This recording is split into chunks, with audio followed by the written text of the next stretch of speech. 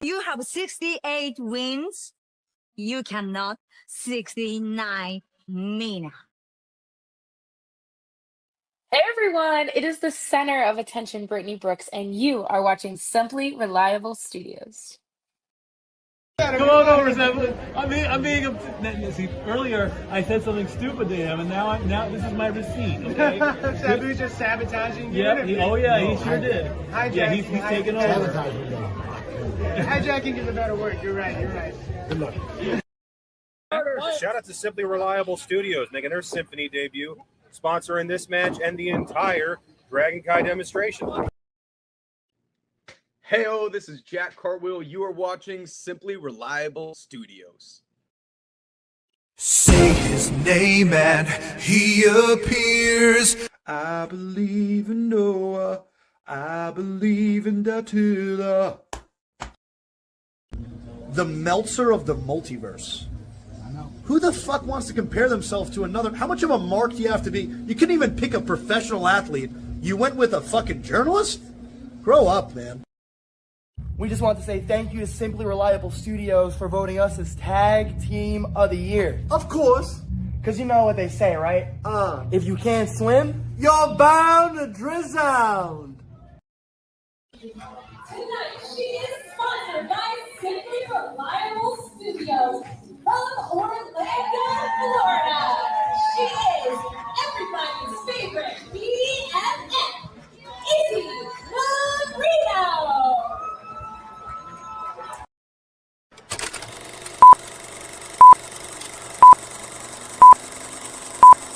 Get it? Got it.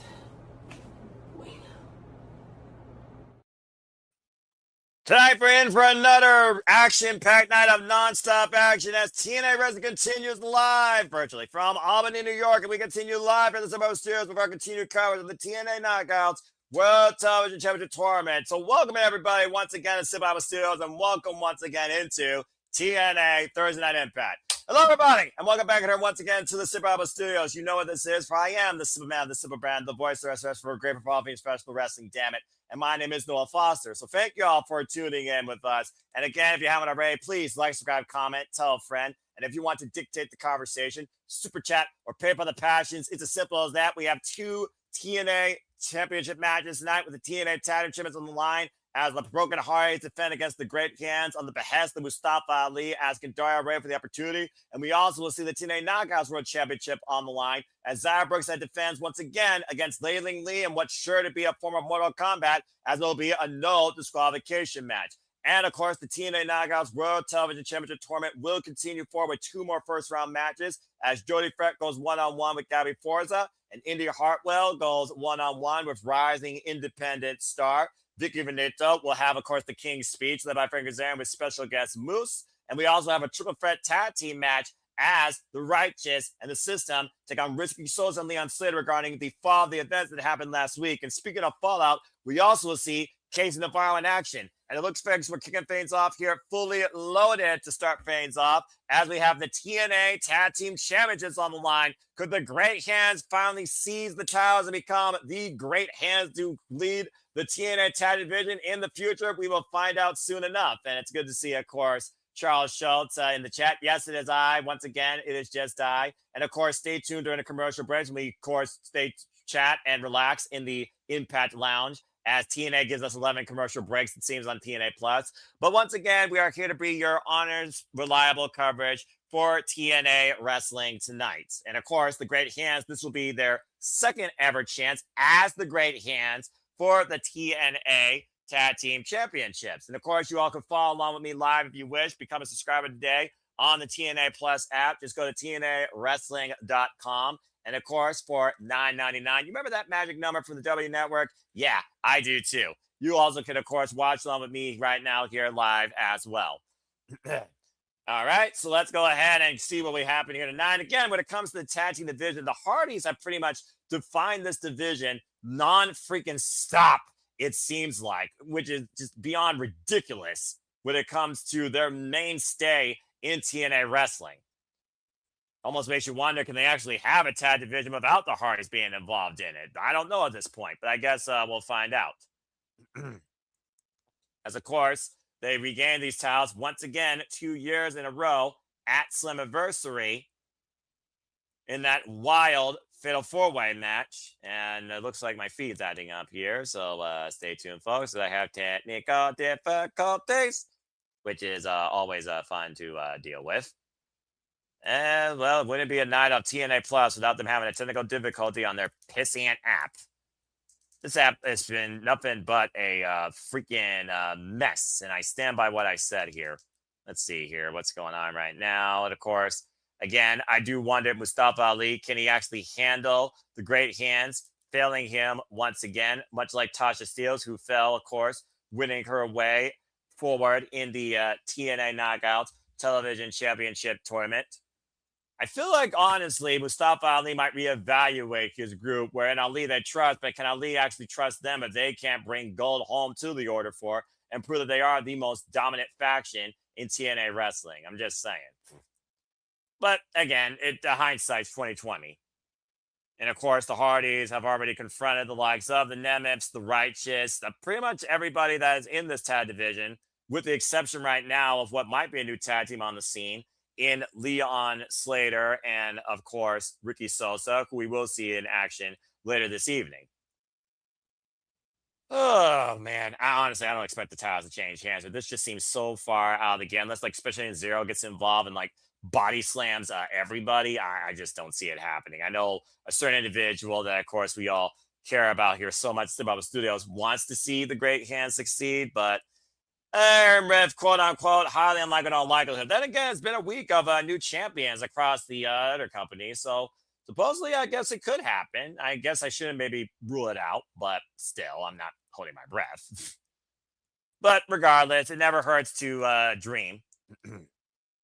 All right, let me make sure here that we got everything in order as I reboot my app again here, folks. And I hope that, Charles Schultz, you aren't losing your brain over how much wrestling you watch, trying to become as crazy as the simple man when it comes to watching all things freaking TNA wrestling. At least it sounds like that's what he's doing. I could be wrong, though.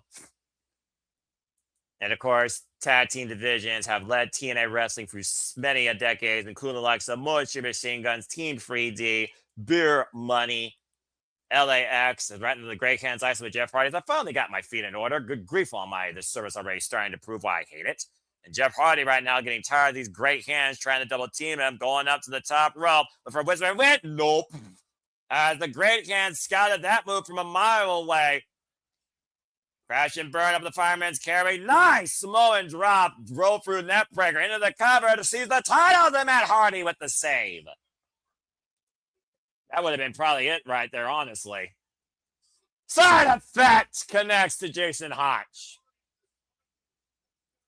And, of course, Matt Hardy has been dealing with a bad leg here for a number of weeks, ever since the fall with the Righteous and the Righteous Garden. Big stunner there. Twist of fate, possibly, as Jeff Hardy makes the tag into Matt Hardy. I got to be honest here, the Hardys definitely look broken here. They look the worse for wear. And looking for another side effect. Or twist of fate, excuse me. And the tag man as we go back to the Hardys playbook and Jeff Hardy giving the creatures a show and a t-shirt. And Matt Hardy still firming the left leg, though, as Jeff Hardy goes up to the top ropes, and John Skyler in the drop zone for the Swanton Bomb! In the center, shoots the half back press for the hook, and the Hardys retain! And once again, the Great Hands end up with nothing in their hands, as the Hardys overcome Jason Hotch and John Skyler. Sorry to a certain individual that I probably was holding out for it. Yeah, about to say, Brandon, good to see you in the chat. And yeah, again, when tag team wrestling mattered, players. Oh, it's going to be my player. The guy that made tag team wrestling matter in professional wrestling. Imagine Teddy Long just showing up here out of nowhere, like, wait, hold on. You got another match tonight. You see Tasha Steelz there also at ringside, as now the Tasha Steelz and the Great Hands have gone back-to-back weeks in losing critical championship opportunities. Uh-oh. Here comes Mustafa Ali and Special Agent Zero. You got to imagine the frustration that Mustafa Ali has right now with his family or his faction. Wait a minute. Ali once again making a call here. Who is all they calling? He's been calling someone now for 2 straight weeks. Definitely some discourse in the order 4, but something still remains the same, and that is the Broken Hardys stay on top of the tag team division. As we go backstage with former TNA Knockouts World Champion Layling Lee with the lovely Gia Miller. She has so much riding on her mind tonight, including regaining the TNA Knockouts World Championship with someone that she once called a friend. Of course, tonight she gets her contractually obligated rematch. Go ahead, Matt, going for a mind. See what you got to say. It was painful. Lost their championship. Lose someone she once called friend. There are no friends in this business, Layling Lee. You learn it the hard way, it seems. More than friendship here tonight. I understand now. But tonight, no excuse. No past. No Angel Warriors. Only a fight. Give everything, her heart, her honor, to win it. Because that title belongs to a real warrior. Tonight, I will take it back. Well, I will say Layling Lee looks 100% focused here. Not one sign of sympathy in her eyes. Looking to seize the crown and jewel of the TNA Knockouts division. Speaking of crowns, here's someone without a crown. Frank Kazarian, as we get ready now for another King's Speech segment.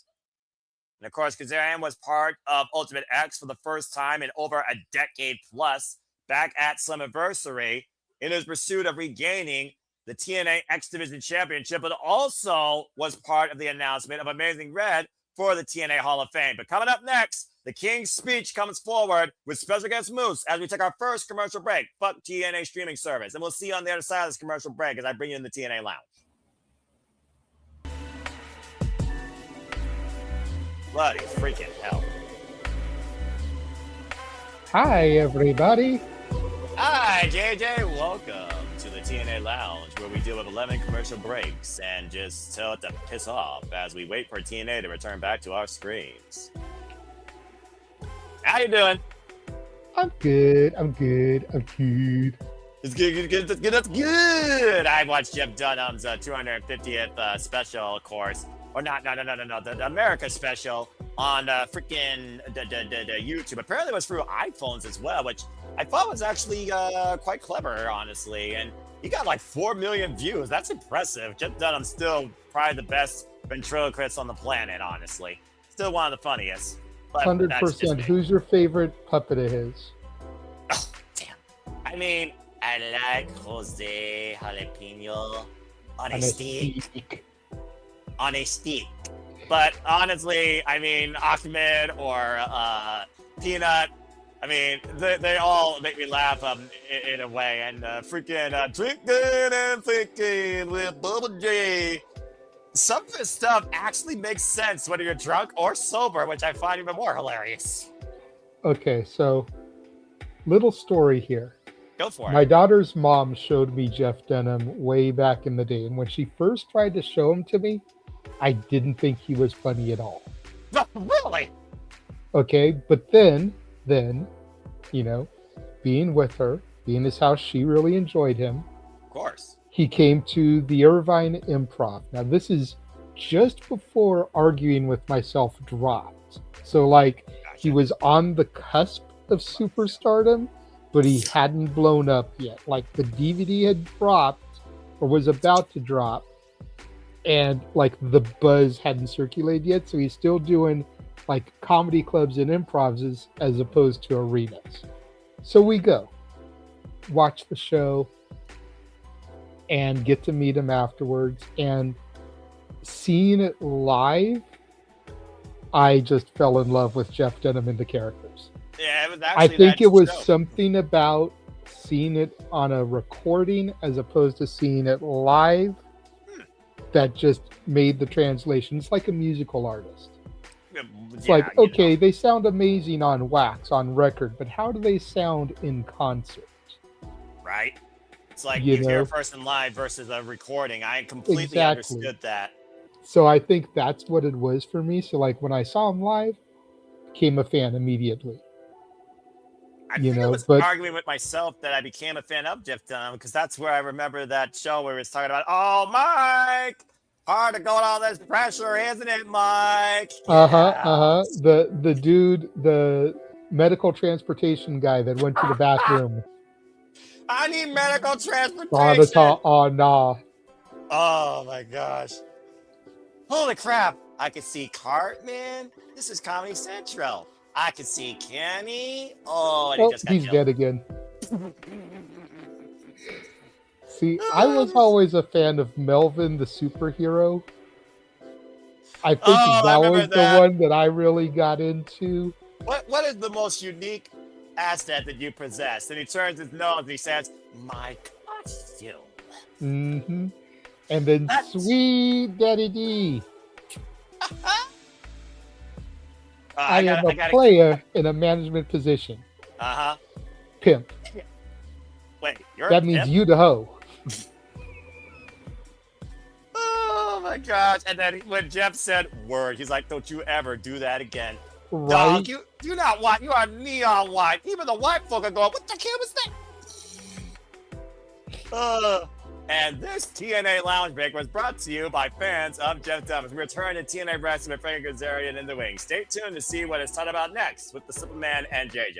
And welcome back in there, folks, to the Renegade of Wrestling, JJ Williams commercial break. As we got the King speech with Frank Kazarian to bring you back in to TNA Wrestling. Are you not entertained? And we'll see if Kazarian entertains us tonight or makes an embarrassment out of himself. As he brings in Moose, who, of course, I would say is finally free of his past. And not only defeating the system, but breaking it with Alicia Edwards in the process and family assistance.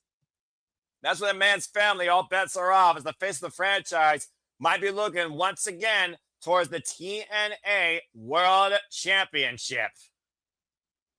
And of course, Moose, a mainstay player here, 5-tool player, literally dedicated himself to professional wrestling, leaving a career in football. Sporting the Knicks colors here tonight, of course, we are in Albany, New York. Arguably was the face of the system, but he was not the creator of it. It's insanity. Oh, Charles, come on, man. If you were to pop out of the mandible, you would be all over the conversation we just had. I'm just saying. Also, I do remember that show of insanity. Anyway, let's see what sort of insanity ensues between Kazarian and Moose here. Basically revealing some adversity here. Talking about how he beat Eddie Edwards. And having done so, he's now defeated every member of the system, which he has, Kazarian speaking facts. And asking Moose how he feels.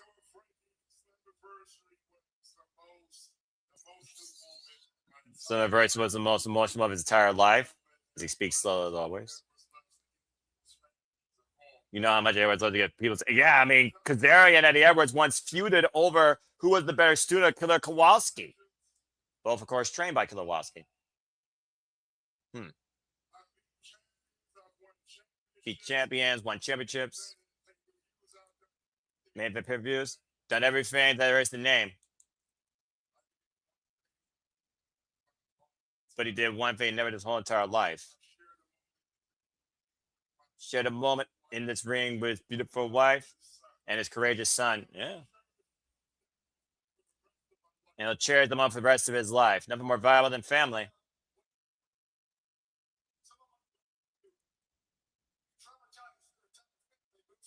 Kazarian trying to make this about Moose being the enemy. You traumatize your family. And Moose going to cut off Kazarian. Wife doing great. Son's doing better. Yeah, all everyone know what's next for Moose. As do I. What's next, Moose? Moose. Same thing he's been doing ever since Step Foot. That's dominating. Moose chases nobody. So if anybody wants some, they can come get some. Because there's only one face of the franchise. Frankie, you're looking at him. I mean, Moose has earned that title, to be fair. Kazarian also acknowledging that Moose has held it down here for a solid decade here in TNA, which is accurate. Kazarian, once in a while, you do speak the truth. I'll give you that. Kazarian saying that Moose casually is in the conversation as a face of TNA. Not in the conversation. Damn right you are, Moose. You are the conversation. Kazarian taking the glasses off indoors.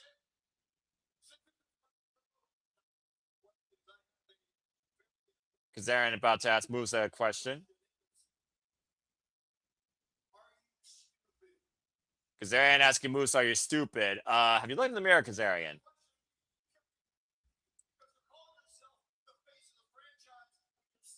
Kazarian saying you must be stupid when you're staring at the king.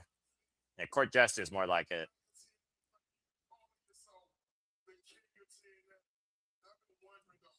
Been wondering the whole time. Who the hell crowned you king? Thank you, Moose! Thank you! The reason why Moose calls himself the face of the franchise. He's been in for 10 years. He's seen people show up and see people go. And see people make a name for themselves and then leave to go cash a check somewhere else. Damn. And then leave to go chase stardom. It's Moose has made TNA his own personal playground and made TNA home. Preach! Call himself the face of the damn place. Yeah, where were you, Kazarian? Just saying. Kazarian saying, appreciate that passion. Kazarian about to do the same. Says, my name's Frank Kazarian. Okay, I don't know why I say bitch in front of Moose. The last TNA original standing. Pioneer of the X Division.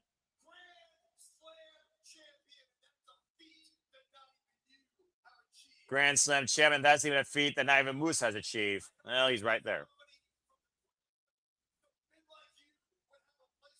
Put this company from the ground up.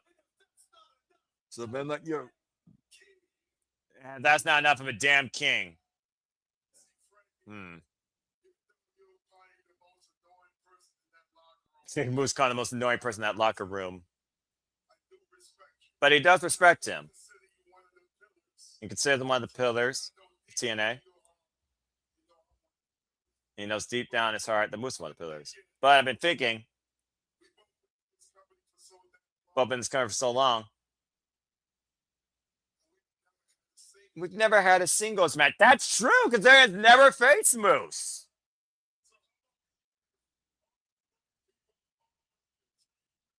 How about we give all these people of Albany a dream match? Honestly, I'm for it. First time ever, Frank Kazarian versus Moose. I like it. It is all about those golden opportunities.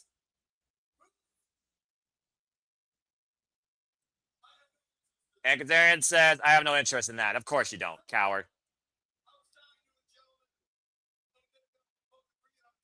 Talking to a gentleman a few minutes ago.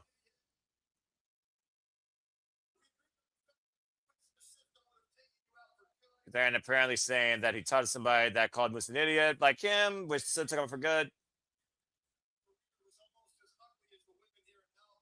And basically saying your NFL career is almost as ugly as the women here in Albany. And I'm officially about to leave the feed and go nope, because here comes Flapdower, wasting even more airtime and killing the ratings. As if it wasn't enough, I had one ass clown in the ring. Here comes ass clown first class.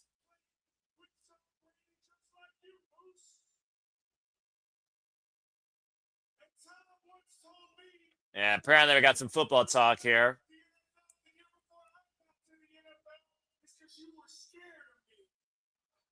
Really? Flop dollar?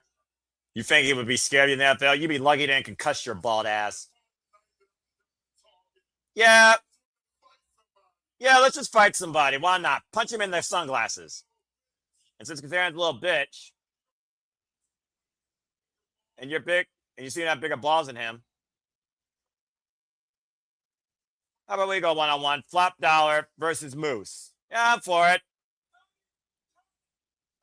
Okay, who invited you, Timu Slick?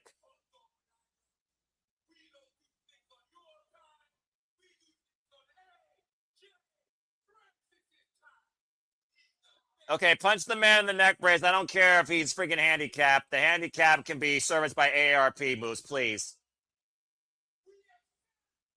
Apparently, Timu Slick accepted.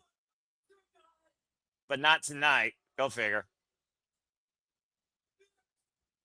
Apparently next week.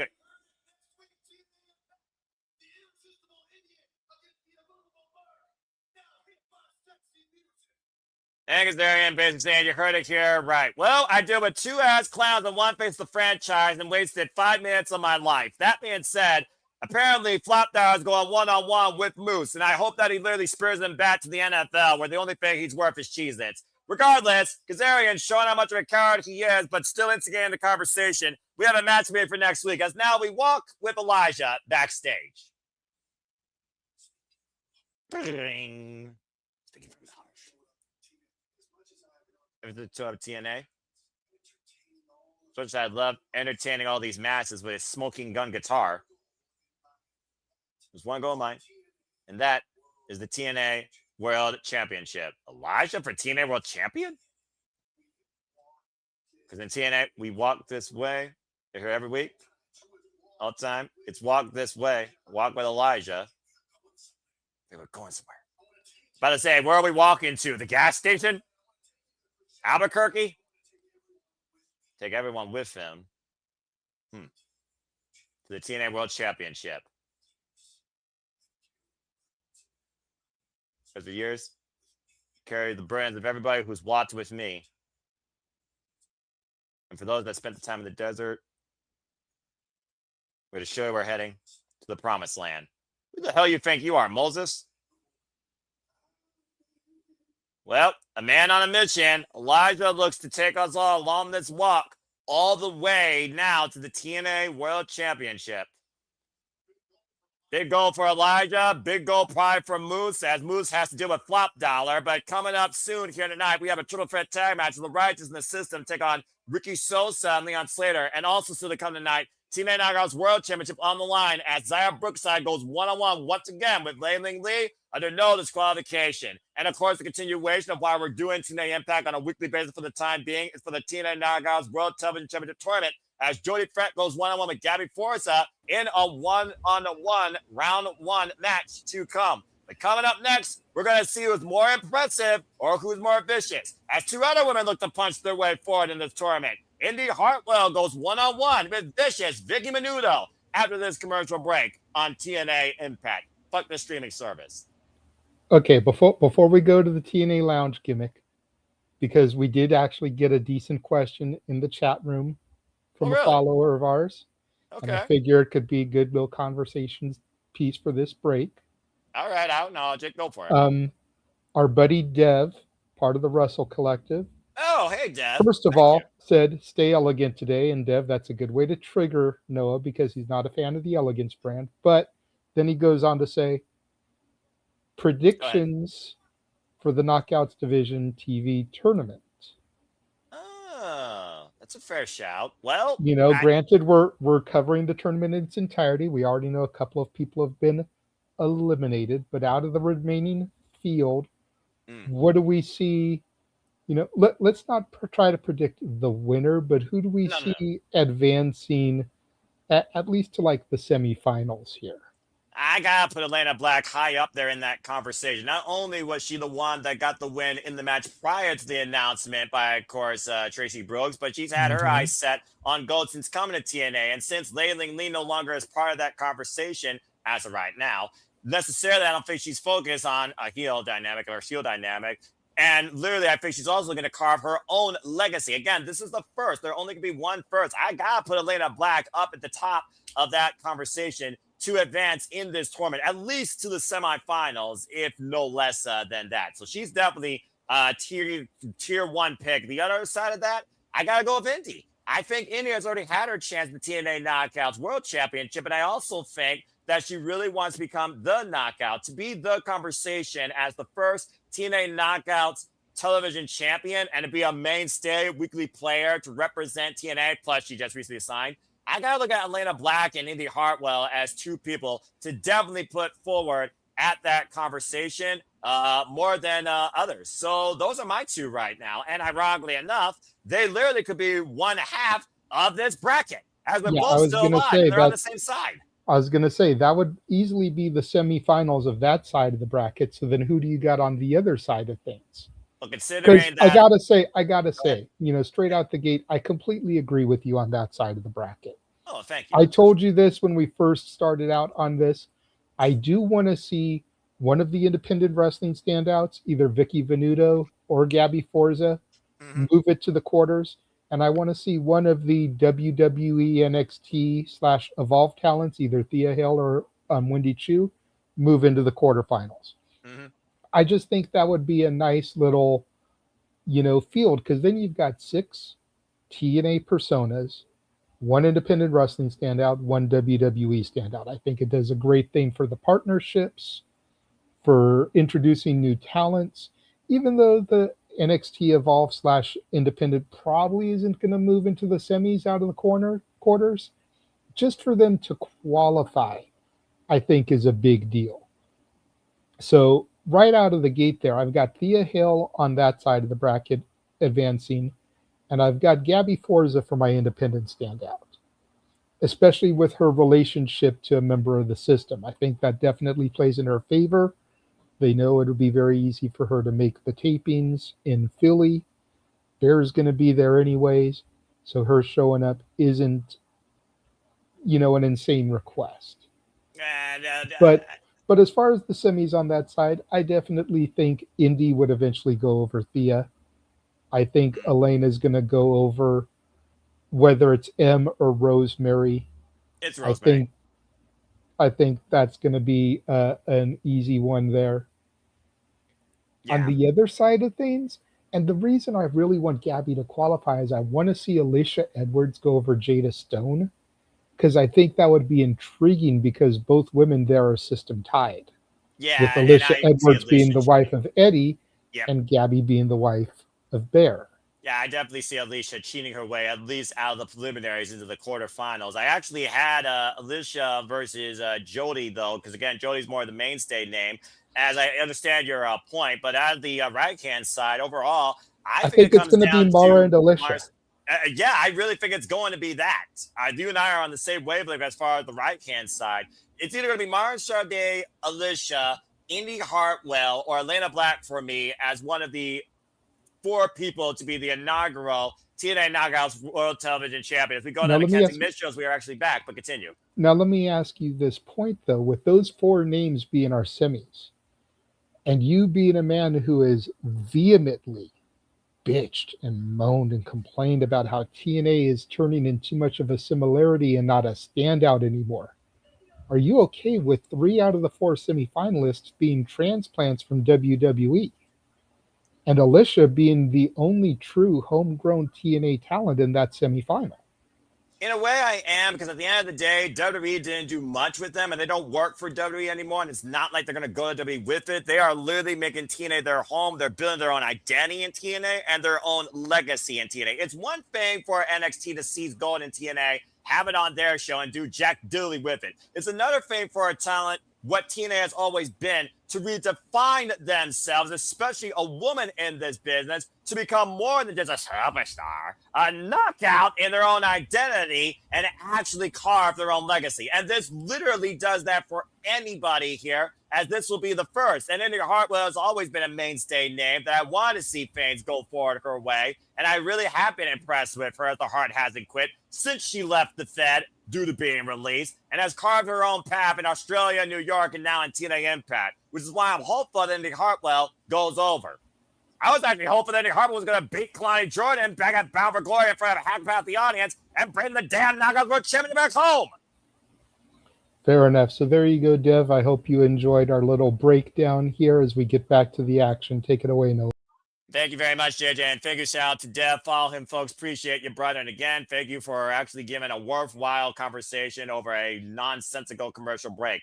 And that was very impressive. As, of course, we look to see if Indi Hartwell will be leaving a lasting impression, making history as the first ever TNA Knockouts World Television Champion. Mutual handshake here. For those that don't know, by the way, Vicki Venuto, this is not the first time she's faced Indi Hartwell one-on-one. In fact, Indi Hartwell previously beat her for the ACW Women's Championship that she held, the Awesome Championship Wrestling Championship. Cover 2, count only, 2025. Last time these two shared a ring together was opposite sides of a tag team match. Vicki Venuto and Lady Frost got the better of Indi Hartwell and stepped to land her that night in ACW. And of course, there are no friends in this tournament. It's, of course, you lose this tournament, you are out, period. As, of course, we saw last week, Ali and Tasha Steelz, which really surprised me, former TNA Knockouts World Champion, were eliminated. And, of course, growing up not only as a fan of professional wrestling, but also, of course, as a fan of course, TNA Impact and the TNA Knockouts division that has been such a cornerstone, a legacy of its own self-individuality for women in wrestling. Cover hook on the far leg, side press, gets a 2 count, so very Franco Stowe. Going all the way back to 2008 with the likes of Gail Kim, Awesome Khan, Taylor Wilde, Sarita, class 1 of the Knockouts. Not even all of them that held even gold or had the Knockouts Championship, but still owned their own legacy. Daphne, God rest her soul. And, of course, you see the non-stop schedule below on your screens. We'll be back here, of course, covering after this tournament on the premium level, Lethal Lockdown, Bound for Glory, and, of course, the return of Destination X in November. All that and so much more on TNA's non-stop schedule. Covered now by Vicki. It's a 2 count. And Hartwell's keeping her hopes alive here. Again, think about, what this would mean for Indi Hartwell to have this be her first title and her first pedigree of her legacy as a TNA knockout, where when she signed, she wanted to be the knockout. Covered by Vicki again. Quick 1 count there. Quick kick out by Indi Hartwell. We're going to show exactly if the heart won't quit. Vicki Venuto, by the way, folks, is a freelancer on the independent scene. Been involved in this business for over 8 years and was trained by Pat Buck out of a Creative Pro Wrestling Academy. Previously, of course, multiple-time champion, ISPW Women's Champion. And, of course, Indi Hartwell, no stranger to the gold, as, of course, she was a former NXT Women's Tag Team Champion. And Snap Mayer, previous challenger, of course, the TNA Knockouts World Championship. Thrust kick covered by Vicki. Gets a 2 count this time on Indi. And I don't think that Indi Hartwell, after losing in front of her family against Kalani Jordan, somebody that she was very influential in, of course, guiding in her legacy, starting in professional wrestling, still growing, of course, in NXT. And we'll see Kalani Jordan in a triple threat and one contenders match next week on NXT TV, for those that watch that. Hard average whip in the corner. Trying to take her shot here tonight. Hook on the far leg. Gets a 2 count on Indi Hartwell. Of course, Indi Hartwell, again, considering the feud that she's already been involved with here in TNA, not only against the likes of Atlanta Black, of course, was part of that triple threat, losing in some adversity after Atlanta Black took advantage of her work. Running drop kick, covered by Vicki with the far leg. Gets a 2 count again. And Hartwell still staying alive. As again, this is a single elimination tournament. You lose and you're out. And as you, of course, saw on the bracket, Indi Hartwell will, of course, be waiting for somebody else that will be coming forward here as we continue covering TNA Impact on a weekly basis in the full coverage of this tournament. Able to escape out of the corner. Schoolgirl roll up by Indi Hartwell. Gets a 2 count on Vicki. Deep roll up there. Gets to the midsection, though, and Vicki again stay on the attack. Irish whip. God, wiped out with a running lariat. Indi Hartwell trying to mount a comeback here, trying to find some offense. Planted with a spine buster cover 2, and that almost was an impressive win for Indi Hartwell to advance. Woo! Indi Hartwell right now sensing a little bit of concern on her face. Might be looking for a Hertz donut passed down to her by Johnny Gargano. Full Nelson in play, but Vicki still fighting back, though. Indi still maintaining hold and control. Pushed into the corner, though. And Vicki, of course, has teamed with Hartwell before. These two previously took on the Diamond Collection, of course, as a Blanchard and Company. Oh, wow! Out of nowhere with the cutter, Vicki into the cover now, hooking the far leg to advance, gets a 2 count on Indi again. Slow to follow up with that cutter out of nowhere, and that moment might have been the difference there between Indi and Hartwell being eliminated. Now Vicious Vicki here, trying to hook Indi Hartwell though, victory row, hook a ball flanks, and nearly caught Vicki there. Great counter wrestling, once again got her hooked. Hooks donuts! Fake Spurs goes Vicki, shoots the hat, back press with the far leg, and Indi Hartwell advances. Impressive.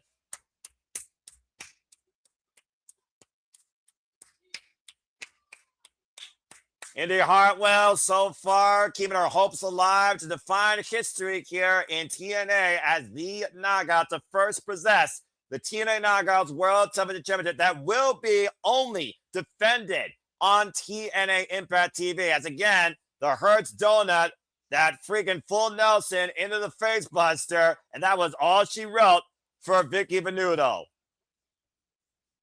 Able to put down Vicious Vicki tonight in fine fashion. Indi Hartwell, of course, will have her eyes set very closely on this tournament. And I imagine you can see by the updated bracket, we'll be looking forward to see if Elena Black particularly makes her way out of the preliminaries and may meet her in the semifinals. Indi Hartwell will face either Harley Hudson or Fia Hill in her quarterfinals match, as now we have 3 women officially eliminated. Who else will join the fray here tonight and beyond in the pursuit of becoming the first knockout to hold the TNA Knockouts Championship, as we look toward the injury report presented to you by the Super Reliable Studios. As, of course, the personal concierge, he is still on indefinite because he was blinded by poison mist. Ain't that a shame? Look, Ray Charles and Steve Wonder, they did fine as blind people. I'm sure he'll be fine. Pee Wee Herman and Paul Rubens not rolling in his grave. Layling Lee, by the way, after that brutal assault to her leg, has also been cleared, but that hamstring might also affect her later tonight when she takes on Zaya Brookside, of course, for the TNA Knockouts Championship. And Allie, who also right now is currently out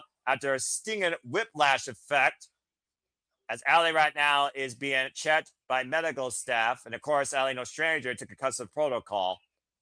And that is your injury report courtesy of the Super Reliable Studios as TNA Impact continues. Good stuff, though, for Indi Hartwell. I'm happy that she won. Again, I really hope that she goes the distance here and is at least part of the semifinals. And that is your injury report in TNA Knockouts World Television Championship Tournament update, courtesy of the Survival Studios. As we take another commercial break, and we will see you on the other side of this commercial. But TNA streaming services.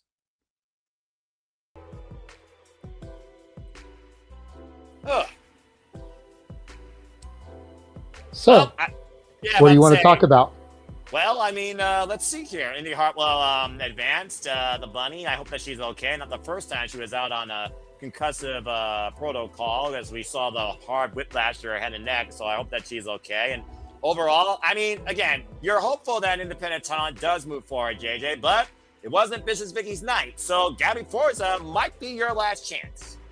She's definitely the last chance. I think you just want Allie to do the bunny hop all the way to Toledo, Ohio. Well, you stop that! You son of a bitch, even off camera! Find a way to instigate me and the bunny. You leave the bunny out of this. She's already eliminated. Damn it. Freaking non-existent champion for a non-existent tag team division. Why you gotta raise my ire every fucking time? Why? Damn it.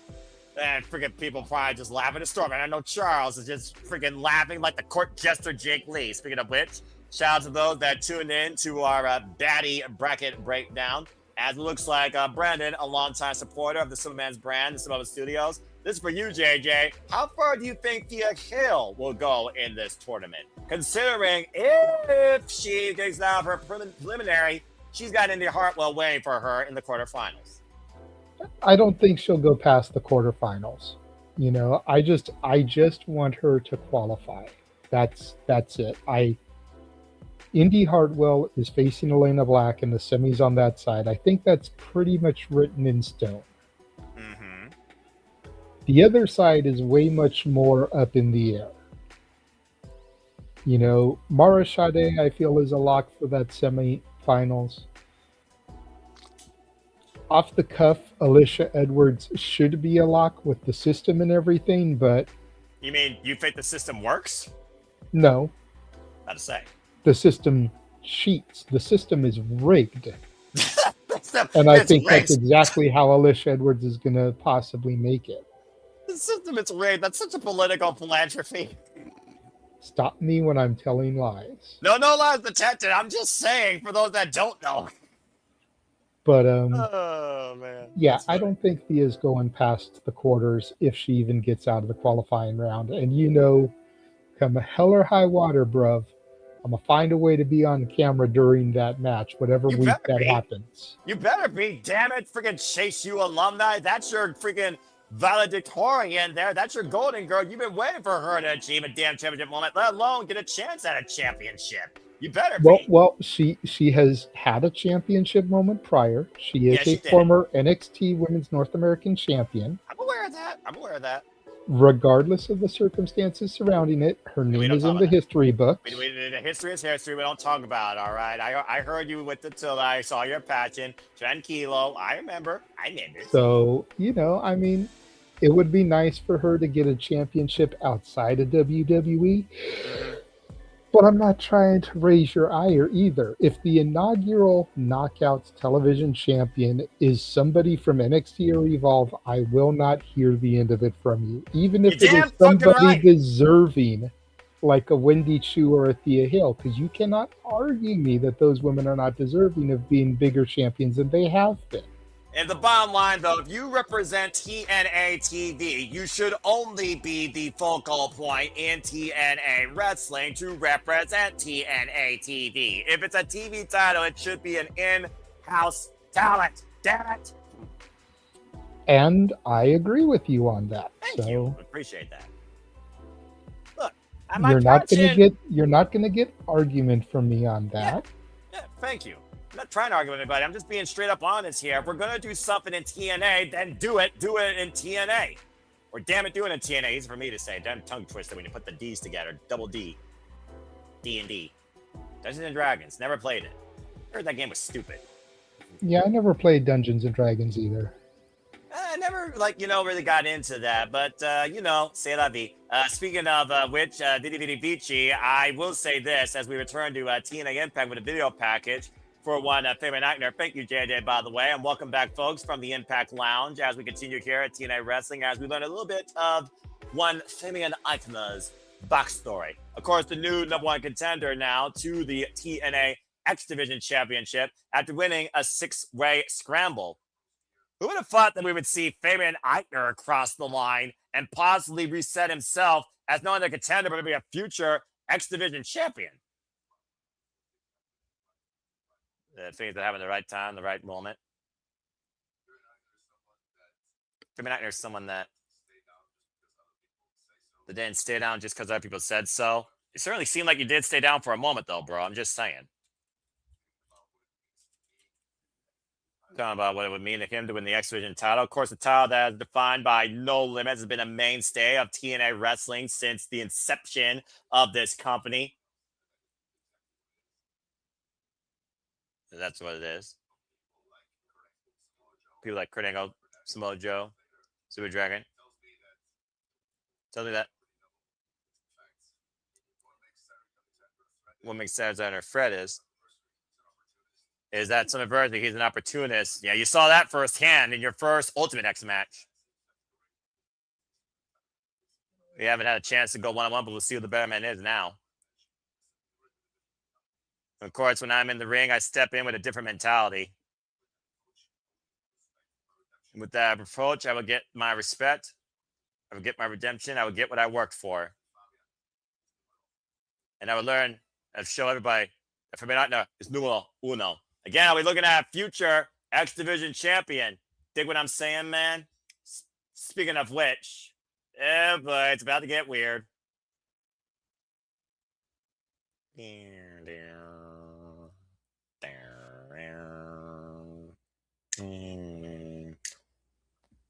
I don't know necessarily what the righteous are trying to put down, but I do know this. What they did last week in trying to hone in on the potential of one Ricky Sosa has led to a whole different landscape of chaos and derangement when it comes to the system and the righteous, who's been butting heads with each other since Slammiversary, where we saw that tainted flower almost kill Brian Myers. And of course, Bear Bronson and Dutch went through a damn 4 tables off the top of a ladder from the Righteous Garden.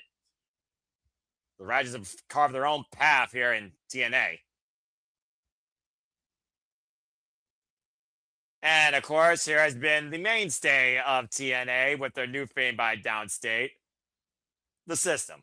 And straight up, folks, this is just a grudge match. The fact that Ricky Sosa and Leon Slater have been assaulted by the system, the Righteous reached out to see if Ricky Sosa could be part of their group and hone in on his unlimited potential. And then, of course, we saw him say to the Righteous, no. And then the Edwards, of course, says, what you need is to join the system, because when the system works, no one can beat it. And, of course, he told the system, hell no, which was the right thing to do, even though he was attacked 4-on-1. And, of course, after last week's main event with Sid Alexander's hit and run distraction, Leon Slater caught off guard, pinned and stolen by Eddie Edwards, and, of course, was beaten down almost by Eddie Edwards in the system before Ricky Sosa came to Leon Slater's aid, which brought us to this unique triple threat dance tonight, where the Righteous and the system continue to collide, and now there might be a new tag team on the scene, aligning against 2 common anomalies, one being a prime enemy. I will say Ricky Sosa, though, has a banging tune, even though I don't understand French rap at all. And, of course, we've seen Ricky Sosa get the biggest win in his young TNA career at the expense of Eric Young at TNA Slammiversary.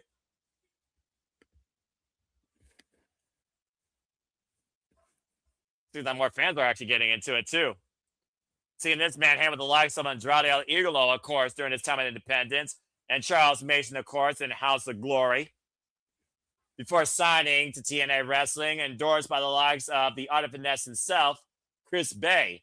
And shout out to again, everybody in the chat. Hope you all enjoyed. Again, please like, subscribe, comment, and tell a friend. We do this for the biggest shows, biggest pay-per-views, and kind of out of nowhere, these surprise special tournaments, too, across all things professional wrestling. As the youngest in charge has landed down in TNA once again, Leon Slater, who was on the cusp of being the longest reigning X-Division champion in a single run.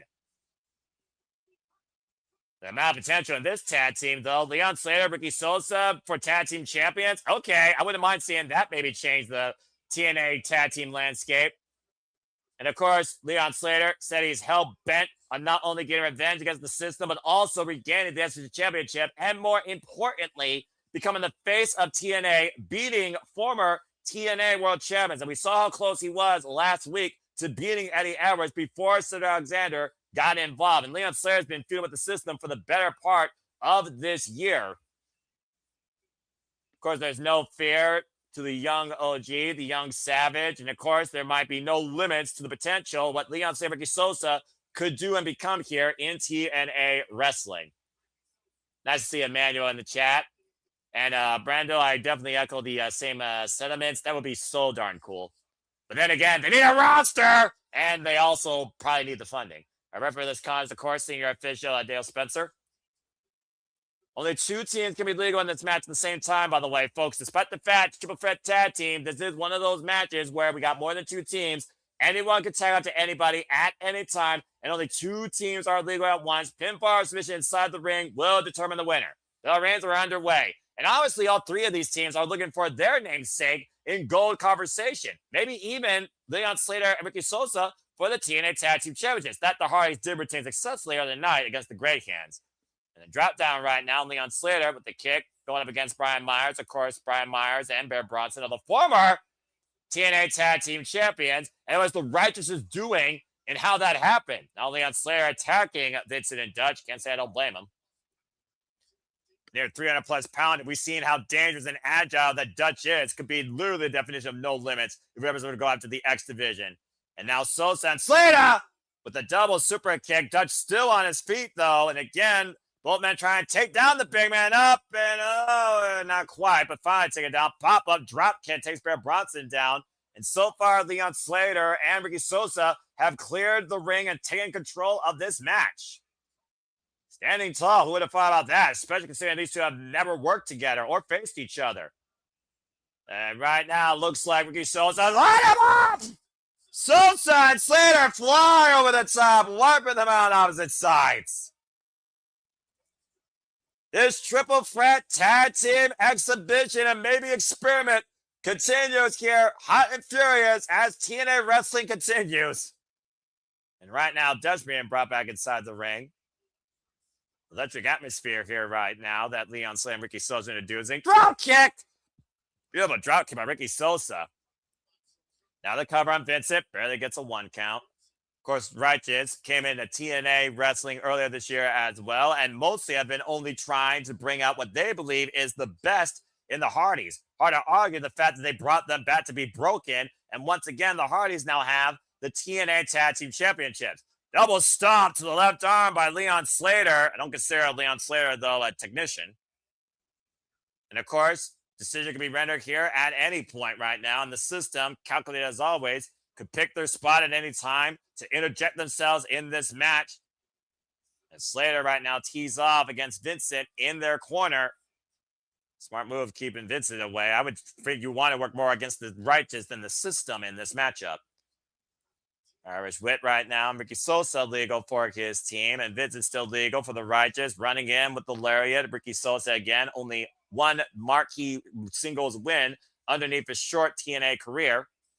Snapmare. Followed drop kick to the back of the head and shoulder blades. Now goes for the cover. Far leg hook. Gets a 1 count on Vincent. The maniacal freaking prophet of the Righteous is definitely Vincent Marcellia, former member, of course, of Matt Taven's Kingdom with TK Orion, of course. And Leon Slater, the fact that he turns 22 later this year is crazy. Pulled up out of the arms and, oh! Nice combination of offense there to the power slam. And Slater legal into the cover. Gets a 2 count on Vincent. Great teamwork here so far. We've seen many a times when a team for the first time just finds a unique cohesion. Innovative offense, an invention on the fly, and it's paid dividends here. Now, Brian Myers trying to play interference or intervention, and again, the referee distracted. And Ricky Sosa needs to be aware of, oh, not helping his partner there as the uprights were split thanks to Dutch. Running in with a short-range DDT, spiking the Slayer up and over, and Vincent immediately on the attack. And that's the danger of this three-way, particularly for the unexperienced Leon Slater and Ricky Sosa in this environment. Now the Righteous regaining control here, pushing Leon Slater in their corner, and Vincent teeing up. Leon Slater still trying to fight back against the world. Tag made now to Dutch. And if thinking about, of course, bringing the best out of everybody here, wanting control of this company is what the Righteous MO has to be regarding the freaking macabre of web of foolish lies and tales that they've told at the expense of the Hardys. Nice combination there into the splash. Gets a 2 count there on Leon Slater. A man that talks in riddles, that lives for his own madness, and believes that it flourishes greatness. That is the definition of Vincent, Dutch, and the Righteous.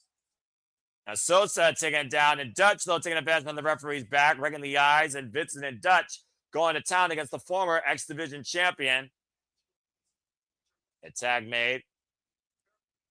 About to say, the Righteous so far have controlled most of this match. Bear Bronson has not been legal at all in this match. I've been waiting to see Bear Bronson get his hands on Dutch. Those two need to go one-on-one. Definition of big, meaty men here. And of course, Bear Bronson's first championship accolade here in TNA was alongside Brian Myers as part of the system as a TNA Tag Team Champion. Brian Myers, of course, now a 4-time TNA Tag Team Champion. Slater trying to fight back to his feet, though, to escape the clutches of Dutch, and Dutch still with the headlock, and Slater attacking the midsection as this match continues, folks. Stay tuned here again. TNA plus the service sucks, but hey, the action is still as passionate as ever. We'll see you on the other side of this, I hope, short-range commercial break, but again, if JJ lost count, this is what I was talking about, JJ. Fuck the streaming service.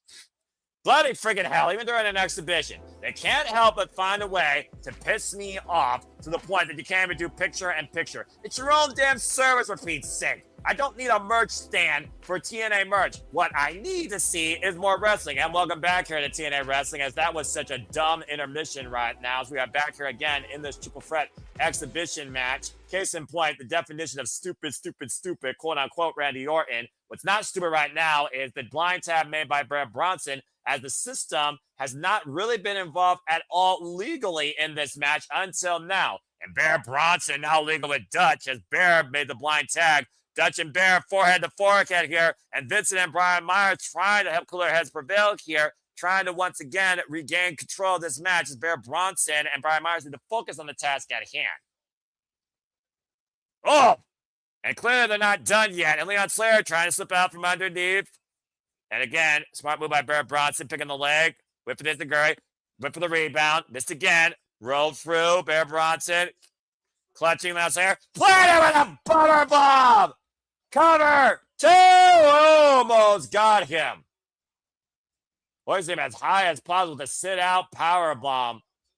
Still coming out, of course. Jody Fret goes one-on-one with Gabby Forza in the first round of the TNA Knockouts television tournament. And Zaya Brookside will be defending her TNA Knockouts World Championship against Lei Ling Lee in no disqualification. Also, Casey Navarro, after the fallout of betrayal, taken in a dangerous zone by Nick Nemeth last week after being the lesser Nemeth, he also will be involved in action here tonight. Still that and so much more tonight on TNA Thursday Night Impact. And right now, Leon Slater just trying to find a way out of the grip of Brian Myers. Of course, one half formerly of the Major Players, alongside Matt Cardona, a.k.a. Zack Ryder. And Brian Myers right now might be looking for his opportunity. 3-point stance with the right. Oh, I ran right into that leg lariat. Great move by Leon Slater. Critical moment here in this match to make the tag to Ricky Sosa. He has literally wiped Brian Myers' clock. Brian Myers almost tagging out to the right to Tammy Bear Bronson. Tab made to Ricky Sosa. Big pump kick, forward forearm. Pump kick again, and right now Ricky Sosa taking on the world, wiping out the Righteous and Brian Myers. Rolling kick, turning Bear Bronson around. Bear Bronson still legal. The power of Sosa with that hoisted Uranagi. And such a well-rounded individual. Springing high up the second row with a picture-perfect moonsault. Cover to win this match, and Vincent with the running senton for the save. Again, only two teams can be legal at the same time, but the Righteous knows that if they're not involved in the decision, they can't dictate the result. And Brian Myers taking Dutch out play. Bear Bronson wiping out Vincent, and the system now trying to isolate Ricky Sosa here, and have done so. Brian Myers and Bear Bronson with the play, hoisting up on the shoulder. And Leon Slater, whoa, saving his partner, swinging a miss. Runs it with the forearm, wiping out Brian Myers. Another leg lariat takes out Bear Bronson. Almost loses his footing, though, on Vincent, up and around. Vincent inside Russian leg sweep. Look out, the spear in the corner! And Dutch, what? God, boss man slam! Black Hole Slam, shades of the Monster Abyss, TNA Hall of Famer. And once again, we're down to the monoliths, the monsters, Bear Bronson and Dutch. And we saw a preview of this at Slammiversary. There's Visible Force meets the Immobile Object. I've been waiting for these two to block horns. Or throw fists, that works too. Both these two men took a ride straight from heaven through hell, through 4 damn tables off the top of a ladder that took them both out of the TNA Tag Team Championship equation at Slammiversary in that ladder match. And Bear might begin to bear this exchange. Oh, wow, what a right by Dutch. Low bridge sends Dutch to the outside. And Dutch right now in position. Bear Bronson up and over on the apron. They're going to fall through with the running shoulder block. 300-pounder, quick as a cat, it seems, on his feet. And Dutch and Bear still found the outside. But now, wait a minute. Don't turn your attention away from the far side of your screen. Slater clears the post. Are you freaking kidding me? The young is in charge for a reason. Taking charge of this freaking equation. And Ricky Sosa right now squaring up Bear Bronson, who is legal for the system. Runs through the winning uppercut. Cover 2. Ricky Sosa and Leon Slater wins.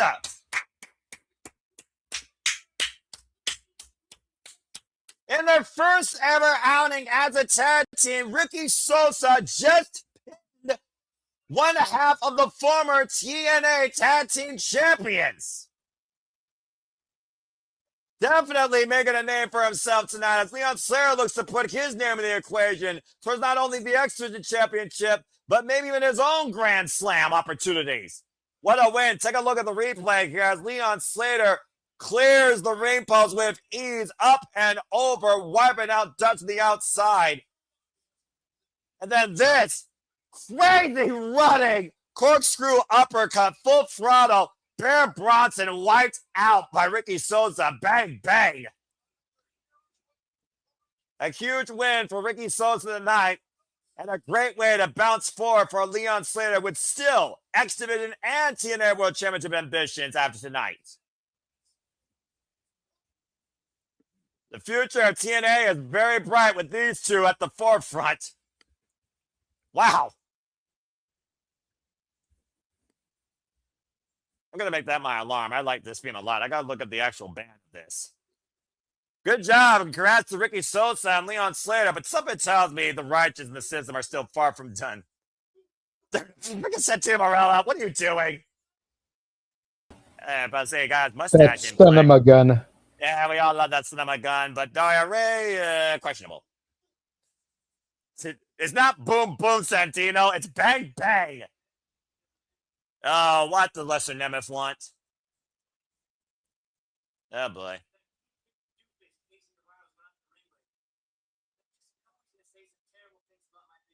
And then it's Big Brother. This guy feels like he needs to go for a nasal chamber. I think he's got a rough week. What's the big deal?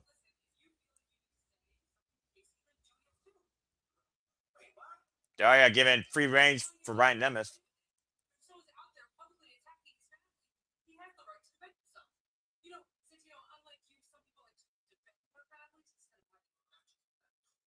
Oh, it's really, Daria? That's the dispute you're going to do? Some people like to defend their families versus facing them. Well, anyway. Santino, you continue doing your boom boom, I guess. Brother. Well, Case Navarro is probably going to have a lot on his mind to say towards the lesser Nemeth and the TNA World Champion, Nick Nemeth, still coming tonight on TNA Impact. And, of course, our main event for the TNA Knockouts World Championship still to come forward is, again, Sarah Brookside, the Dark Angel of the Ring, looks to excommunicate Layling Lee for the championship picture in her past once and for all. But next, get ready for a fret as Gabby Sosa goes one-on-one with Jody Fret. As action, the TNA Knockouts World Television Championship Tournament continues here when TNA Impact returns to this commercial break. Jody Fret, Gabby Forza, who punched their ticket one step closer? We'll find out here soon enough when TNA returns from the other side of this. Freaking boom, boom. Freaking, what the hell? Generic Canadian Rambo? Really, Santino? Bloody hell. Bang, bang. Sosa. I like the theme. I like it. It's a good bop. Oh, anyway. Wow, JJ, what a win, though, for them in their first outing as a tag team, pinning one half of literally the former tag team champions. Maybe Ricky Sosa and Leon Slater might want to consider themselves part of that conversation. Yeah, I mean, it definitely looks like they're trying to convince Leon to stick around. You know, a lot of people have been speculating his contract expires end of the year. Or as I want him to stick around. You know, is he going to hang around in TNA? Is he going to become All Elite? Is he going to go to WWE, hook back up with Javon Evans? You know, the two of them had a good tag team run there. A lot of speculation with Leon, but a win like this, which, while it definitely looks good for Leon, is more so to help get Ricky over, I think is a good way to try to convince him to stick around a little bit, showing he's going to keep getting pushed. So, the way I see it, though, TNA cannot afford to lose more incredible, young, bright, future talent in what has really become almost a shadow box of a freaking roster. Let's just call it what it is. And when AEW and freaking WWE have worse inflation than the U.S. economy, they don't need any more time besides what freaking WWE creates from scratch, from freaking nil or freaking non-wrestling athletes. And AEW needs to focus on their insane crop of talent, which they are starting to. TNA needs to build themselves from within, not from outside or from former, and from legacy especially. And Leon Slater is the definition of that. He defined the X Division. Now let's see if he can define the World Championship. Because Nick Nemeth, for what it's worth, yes, congrats, he's still here. We don't need him as the face of TNA. You need to try and build somebody new. And I think Leon Slater should be put closer to that equation, especially with Designated X on the horizon. Well, what do you think about this comment from your friend Brandon? He wants to see Bear Bronson versus Dutch with Abyss as the referee. Oh, that sounds freaking awesome. I mean, seriously. Now, of course, Abyss, Joseph Parker, and Bygone Life. We all, of course, know that he doesn't wrestle anymore. But seriously, just let the two men run loose. It's been a long damn time since I've seen two agile, no-limit powerhouses in TNA especially go one-on-one and wreck fucking shop at each other. Yes, please, take my damn viewership. That's a match worth viewing on TNA Wrestling Television. Referee, he could just be squashed in the middle. Well, yeah, and Abyss as the ref isn't out of line because, I mean, we did see Abyss reemerge in the Undead Realm. No, okay, hold on. Time, I'm going to pause you there. The Undead Realm is not the same reality as the land of the living. You should know this by now if you did your work. And that was like closure. We saw Click, Doomsday, and Abyss faded away. I'm just saying, the fact that we saw him on television shows that he would be willing to make an appearance if it was for the right thing. He's not just going to do a throwaway Abyss appearance, but I could see, like, especially if it's like a Monsters Ball match. Oh, gosh. Like, I could see Abyss making an appearance or being the official for that. Like, just the kind of wink, wink, nod to those who know. Wink, wink, nod, nod. Okay, I can see that. But also, we've seen the Righteous introduce their own form of Monsters Ball in the Righteous Garden. So who knows what those two freaking psychopaths would do. And again, Dutch and Bear Bronson, 24 hours without food, water, and sunlight. JJ, what the fuck are you trying to do here, bro? Hey, I'm just saying, man. I'm just saying. It's a step up TNA. I respect that. I mean, shoot, freaking Abyss and Raven and Fathers James Mitchell and look, I have seen what Bear has been able to do since reinventing himself as the Deathmatch Berserker on the independent scene. Of course, freaking of course. I don't know if Dutch would be able to handle it. I don't know, man. I know Bear could. Some gnarly shit. I've seen Dutch go for some gnarly shit. Also, in and out of ROH. And again, that Righteous Garden that Walter Cruz saw. Shout out to Mr. Lavalley, Scott today, Rage of Wrestling. I don't know, man. I think they're both pretty insane in the membrane. And we saw what happened when Moose was in his first ever Monsters Ball. As we return here to TNA Impact and look at the first ever TNA Knockouts World Television Championship Tournament. And thank you all again for continuing to stay with us during the TNA Impact Lounge break as we continue forward here with our coverage of TNA Impact tonight. As of course, earlier we saw Indi Hartwell overcome Vicious Vicki as we get ready for our next first round match. Take it away, Mackenzie Mitchell. All right, here we go. The Nomi.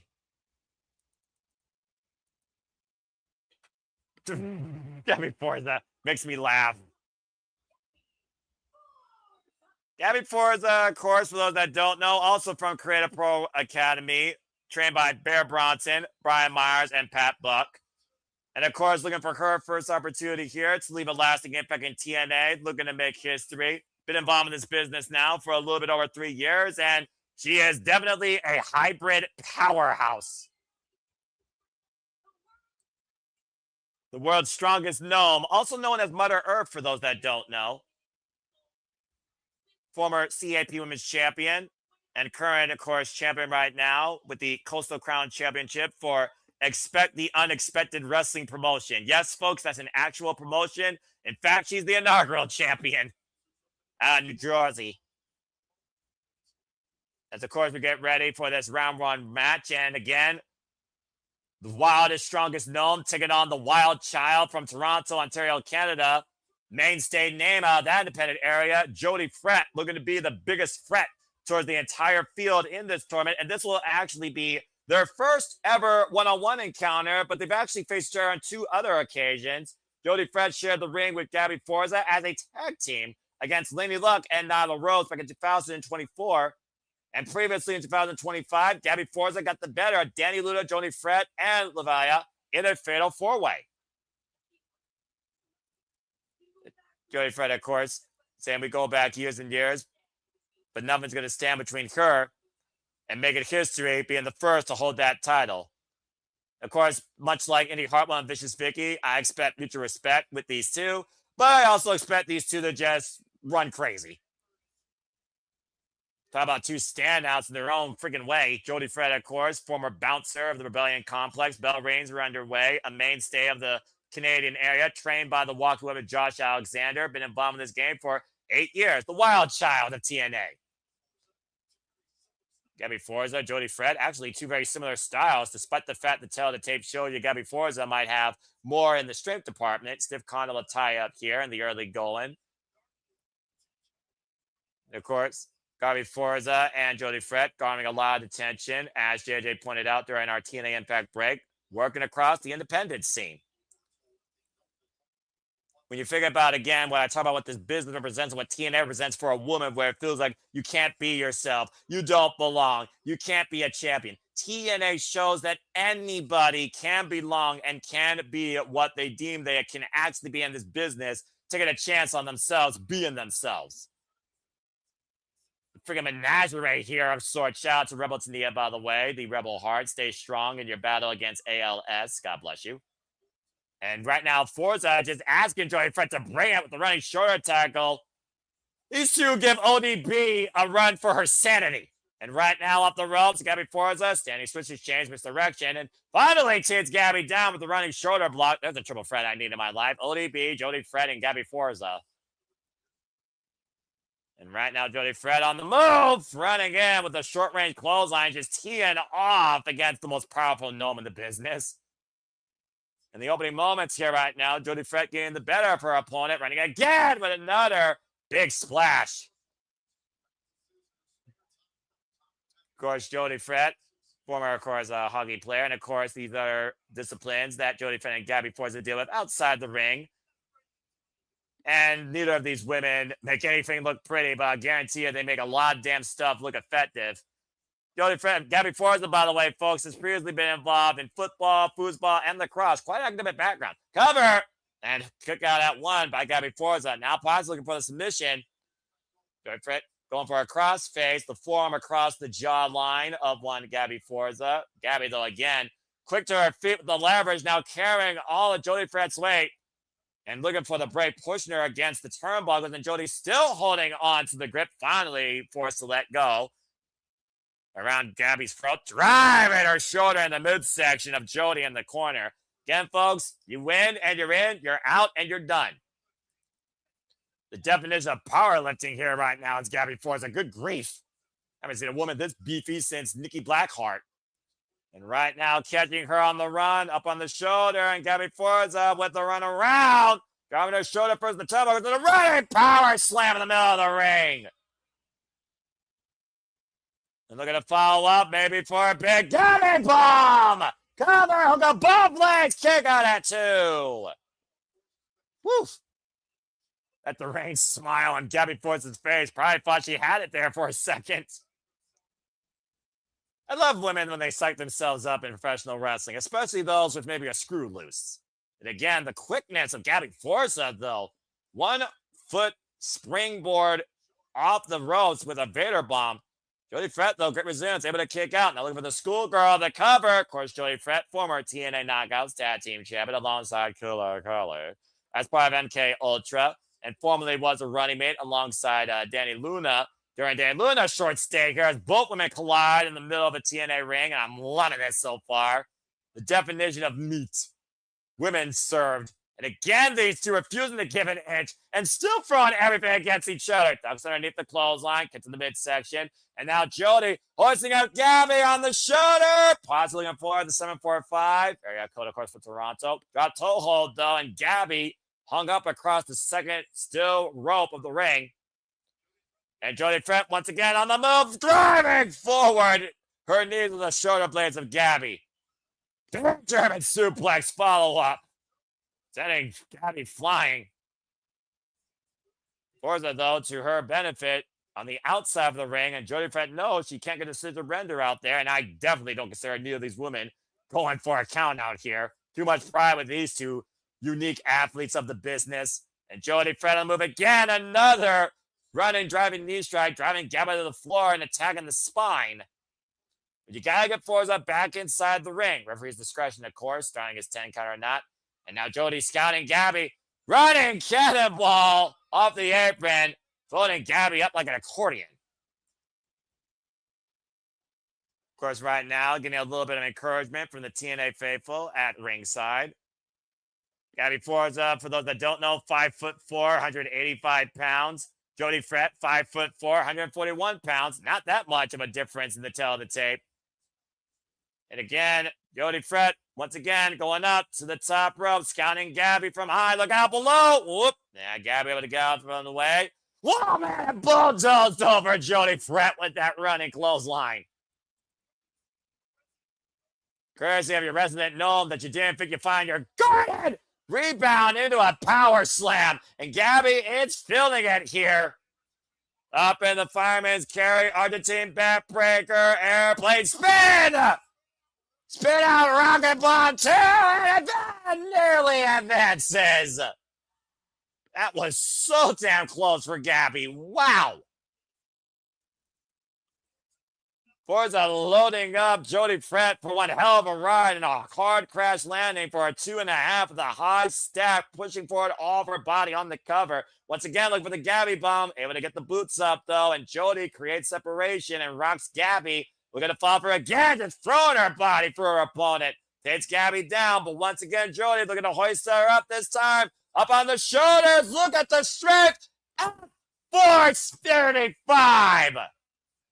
Center of the ring at 416, the cover, 2, and that is it. Jody Fred advances. What a ride. Shout out to Toronto right there with the F416. Excuse me, don't know my area codes. I'm not from Canada like our Canadian friend Ash. But Jody Fred, once again, rises to the occasion, pretty much the threat she is. Take a look at the show of strength here, by the way. You can tell that she had to muscle up Gabby for that.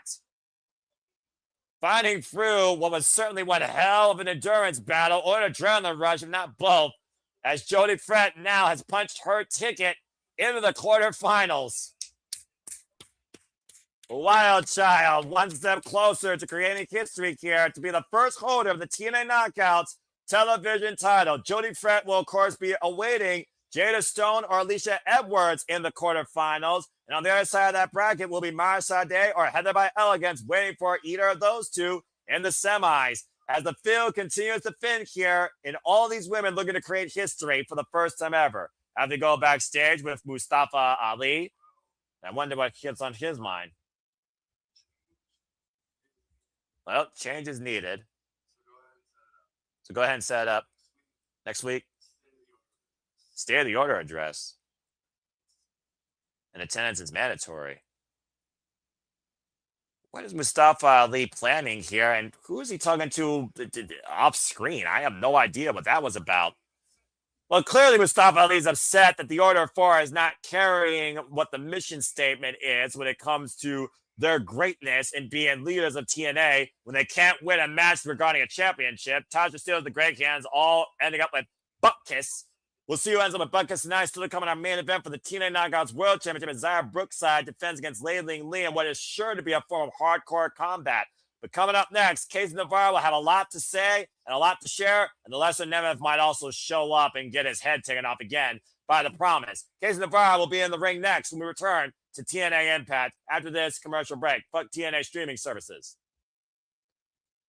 Well, JJ, I'm sorry. It was a hell of a fight, though.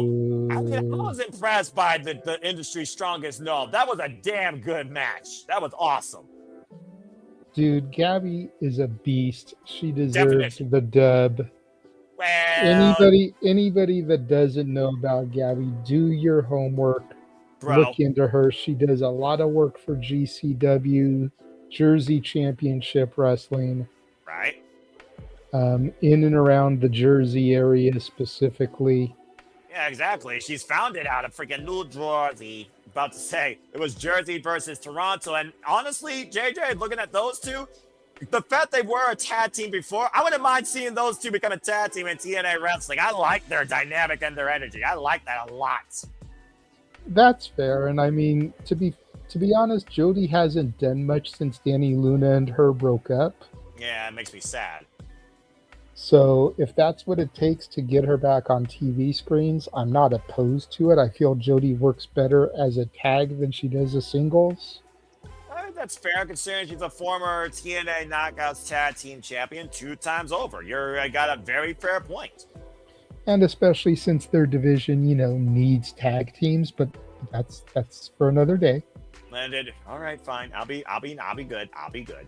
I already got you ranting once tonight. Don't need to get it another time, About to say, I'm the freaking man with the blood pressure that goes 1,000 miles and yet still somehow survives to tell the tale the next day.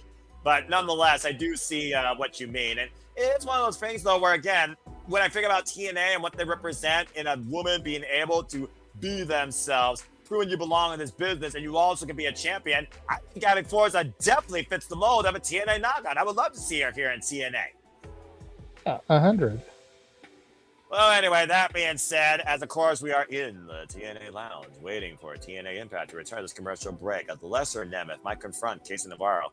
We still, of course, have our main event. Speaking of TNA knockouts, of course, the TNA knockouts will try to be on the line as Zara Brooks defends against Lei Ling Lee. And of course, I'm sure there'll be more action to continue forward here in the TNA Knockouts World Championship tournament, of course, as we keep covering TNA weekly basis. And overall, again, still too many commercial breaks, too many breaks, but you see what I mean. But I will say you definitely have kept it entertaining, so has everybody here in the chat. And now I got Bang Bang Sosa stuck in my head. Thanks a lot, Ricky Sosa. But again, folks, if you are enjoying what you're seeing and hearing, follow us today at SR Studios on the X for continued coverage of TNA Impact for the Knockout Championship Tournament and further PLE's favorites and specials across all things professional wrestling, damn it, since I don't know whether these breaks are 2 minutes, 5 minutes, or 35 seconds, and we are still on a break right now. But I will tell you this, the breaks do not happen here at Simbo Studios when it comes to our total non-stop watch-along schedule. Again, stay tuned. We'll be covering G1 Climax opening day as a retro watch-along this Sunday. We have shenanigans this Saturday where you continue to be part of the conversation and influence my freaking tirades, except this week, and I'll be out of town with friends and actually looking at a fireworks show.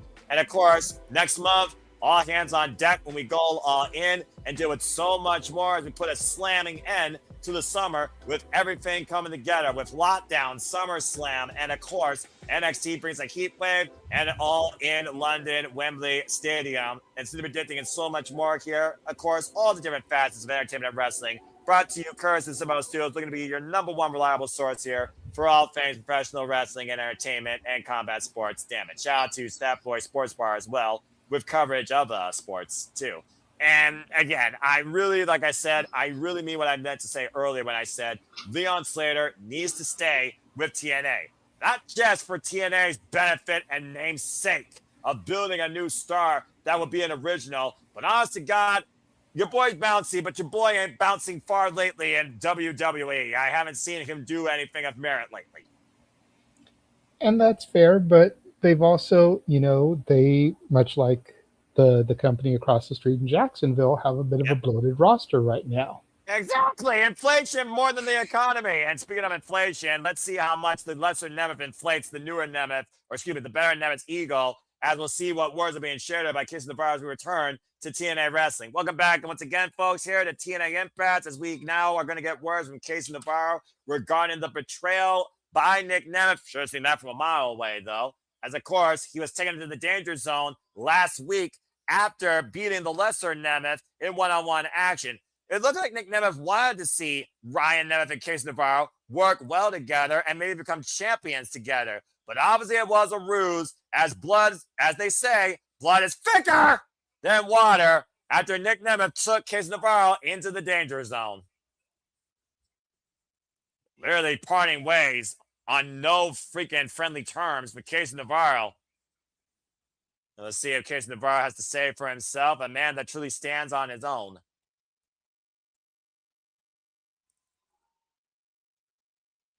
Let's see what Casey has to say here. Last week I learned a valuable lesson. Spent a lot of time with a man he respected. A man that he called his hero. Well, you know what they say, be careful when you meet your heroes. But now his words, he turned on me. He turned on me with a danger zone.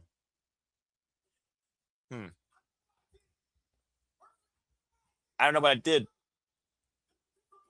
Did I disappoint you? Did I do something wrong?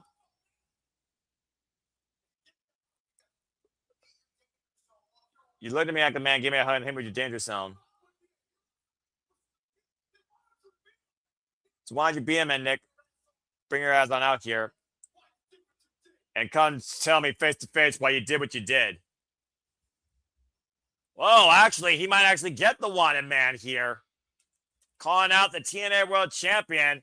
Looking to hear Nick Nemeth respond for his actions. Of course, Nick Nemeth, the now reigning and defending two-time TNA World Champion. And Nick Nemeth knows a thing or two about being betrayed in this business, honestly. So this might just be another painful lesson for Casey Navarro to learn from the hard way.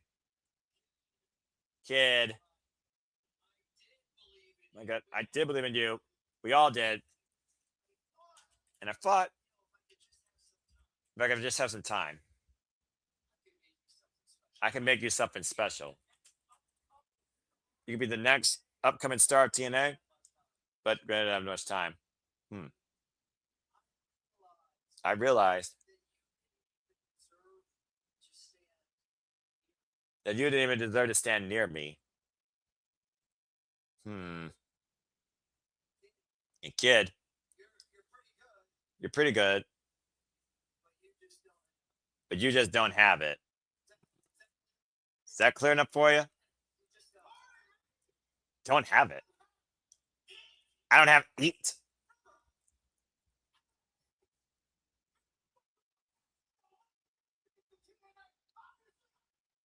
I busted my ass for 11 years to get to TNA. Obviously, I have it. I mean, I got tons because I have it. I have it right here in Albany. The reason is because you don't have it.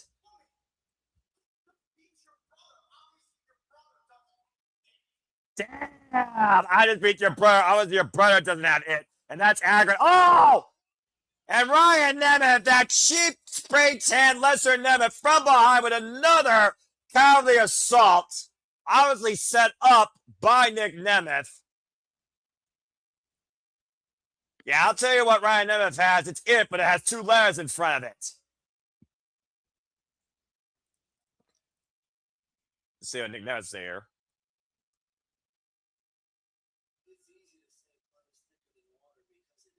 It's easy to say blood figure water because it is. But you don't deserve to be even in my shadow, much like anyone that's a entire roster.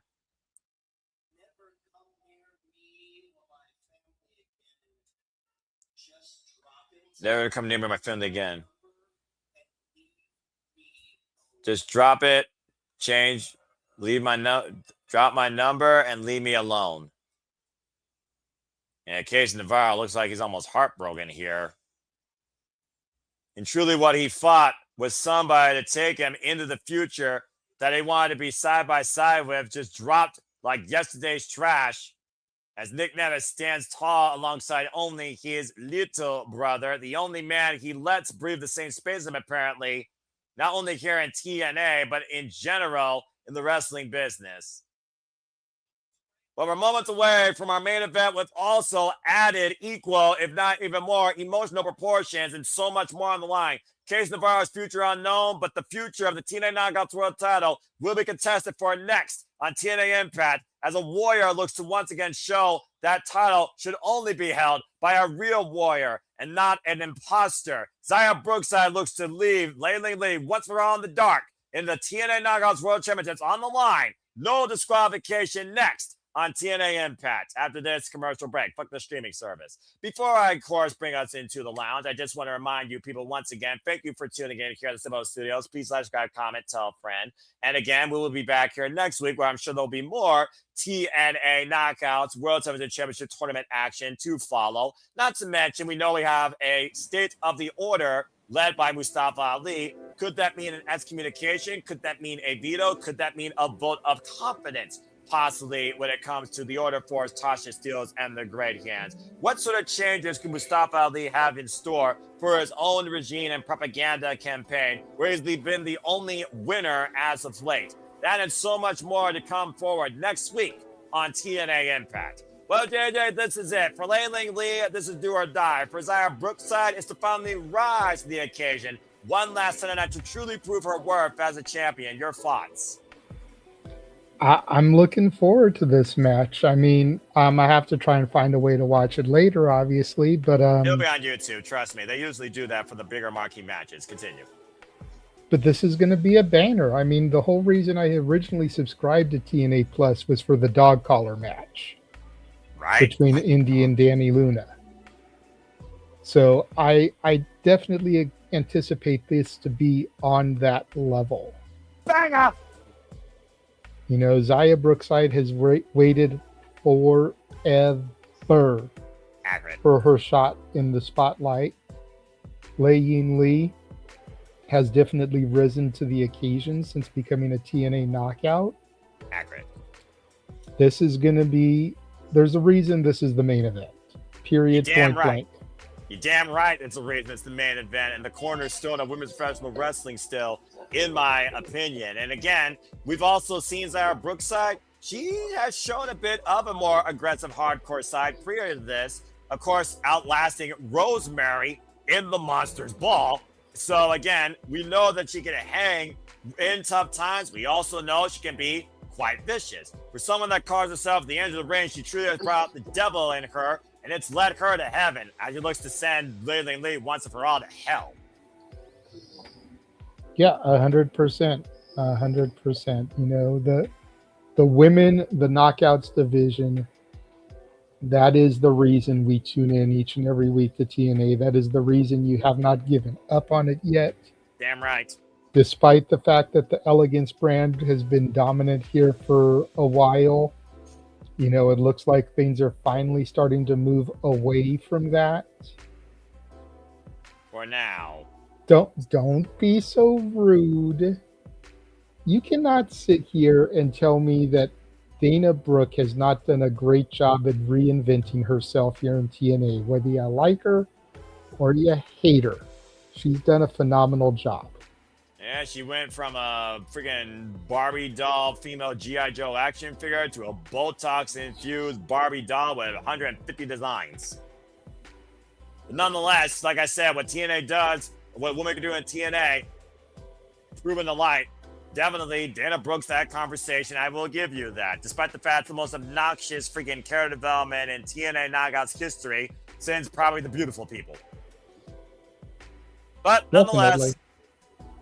At least the Beautiful People was full of 3 beautiful women, not a piss poor intimidation of rest in peace, Paul Rubin, Pee Wee Herman. And rest in peace, by the way, Bonnie Tyler, who we lost today, by the way. Underrated gem of the music business, in my opinion. And friends' opinions, too. That caught me off guard. Totally agree. I will, you know, Total Eclipse of the Heart is probably her best known song, but I will forever remember her for holding out for a hero, which for years was Chris Hero's entrance theme. There you go. Enough said. And how many times we heard that theme used in movies or reinvented or reworded for Shrek an advertisement? Shrek 2 is my first example of it. I'm just saying. And speaking Fairy of, Godmother turned it into a banner in Shrek 2. Okay, let's not even front. I'm going to argue that, but I'm also not going to argue that Rosemary. That was weird.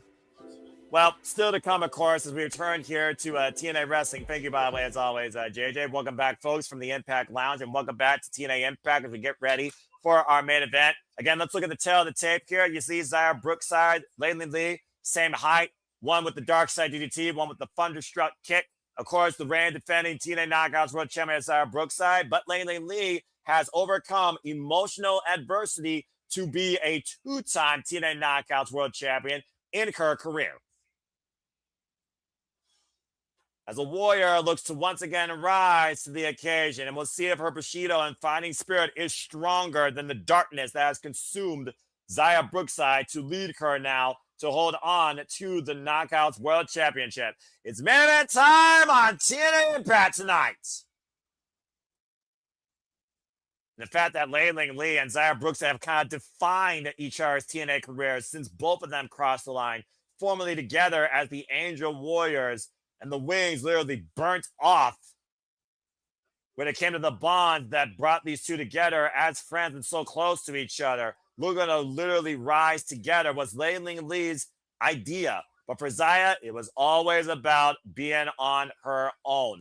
There was just a certain point where she just couldn't handle it anymore. The opportunities and success of Layling Lee. And Zaya didn't want to just co-star in it. She wanted it for herself. And at Summiversary, she seized it. There's only so many times, though, that Layling Lee can take betrayal and defeat and not come back from it. And she's already come back from it twice. I don't know if third time, though, is going to play in her favor, especially since Zaya Brookside got her first taste in what it means to hold the gold. Now we're going to see if she can actually prove that she can hold it. Zaya Brookside, of course, more than willing to part ways with Layling Lee in her pursuit for the TNA Knockouts World Championship. So much so in costing Layling Lee a chance to bring that title back home. It almost felt like to me that Zaya didn't initially want to take that title from Layling Lee, but taking it from her just probably made it feel so much more sweeter and better. And at the end of the day, folks, we talked about before, this business, you don't have friends, and sometimes in this business, you gotta be selfish. And for Zaya Brookside, who is still very young, second generation, and Layling Lee immediately on the attack, not given any honorary conduct here, unleashing boiled over pent-up frustration. Sorry, Mackenzie Mitchell, no introductions for you, as at the end of the day, this is about one thing. Nothing else matters but the TNA Knockouts World title.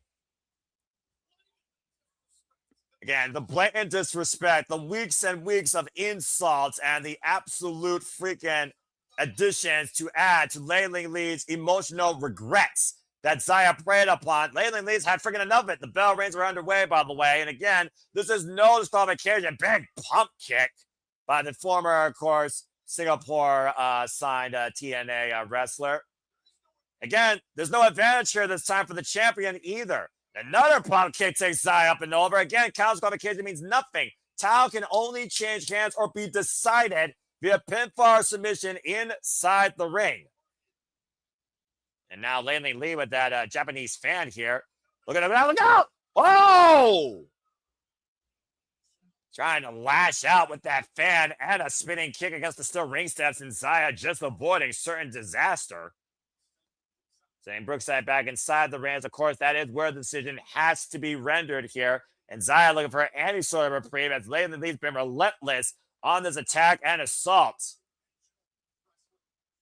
And of course, most we've only seen Layling Lee involved in conventional wrestling here in TNA. She hasn't been really needing to take it to a hardcore, violent demeanor. Zaya Brookside, though, like I said, has already been previously involved in violent, hardcore matches that have tested her mentality, including against the likes of Rosemary, including a Monsters Ball. Now ripped off of the corner again, Layling Lee just stomping away what feels like years of frustration that really only escalated back in April when Zaya Brookside betrayed Layling Lee and cost her a chance to regain the TNA Knockouts title. And immediately right now, just driving her elbow into the shoulders. Again, just working the spine, the upper body of Zaya Brookside, obviously for that Thunderstruck. Or Warrior's Way for that matter. Don't forget, folks, Layling Lee has two finishers.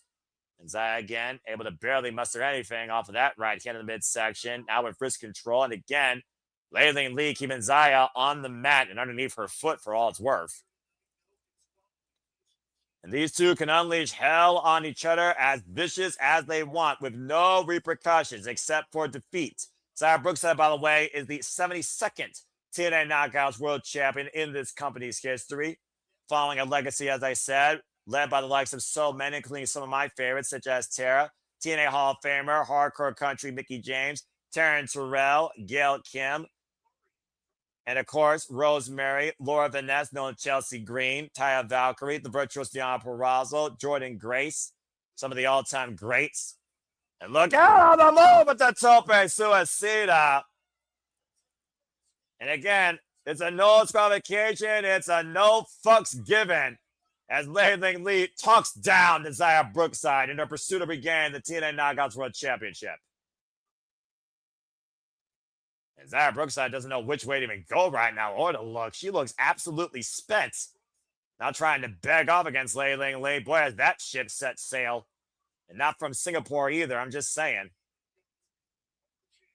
And Lei Ling Lee right now bringing Zaya back inside the ring. Zaya's just looking for separation at this point from this former Muay Thai Kung Fu master.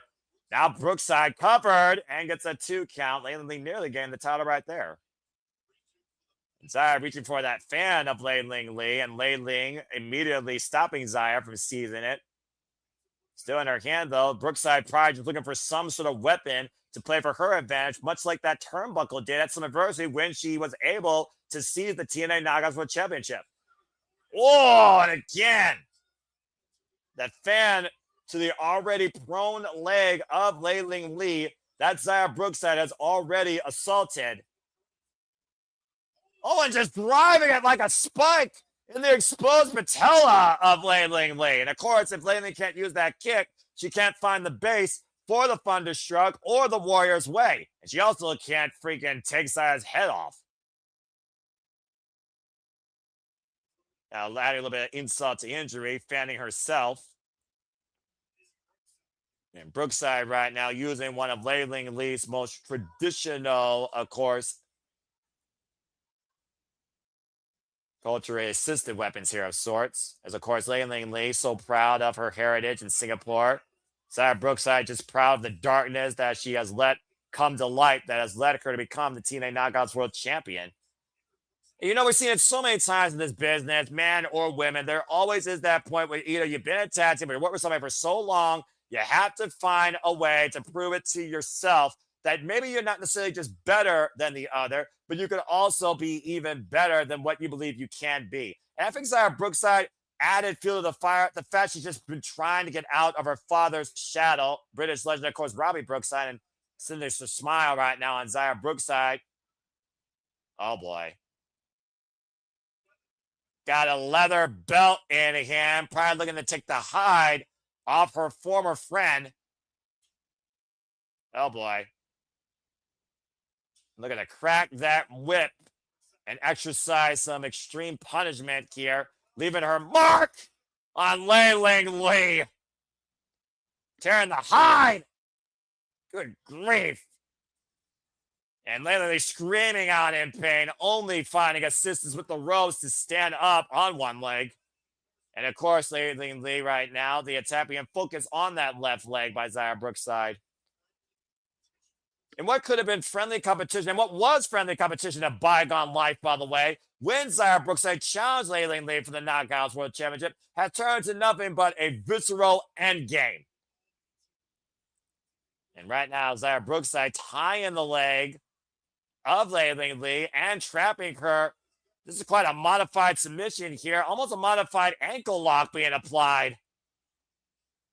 Stretching out that ligament of Lei Ling Lee, already heavily exaggerated with the assist of that freaking leather strap across the boot and ankle, and driving the side of her body into the lower lumbar of the challenger, almost turning her into a freaking C. And the towel can change hands here tonight via pinfall or submission or verbal referee stoppage. If the referee thinks Lei Ling Lee cannot defend herself, it's the referee's discretion if he calls the match to stop.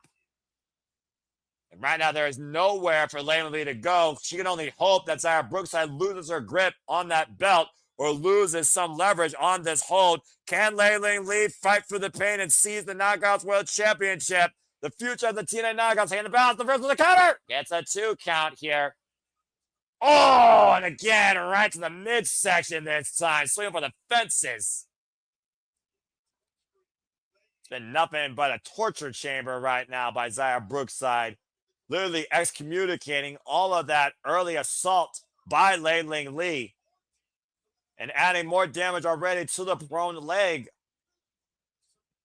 And nearly gone a verbal submission there as Zaya Brookside has pretty much made sure Lee has not stopped screaming out in pain. Now looking at the buckle in hand and looking to drive it into the freaking skull of Lee. Good grief.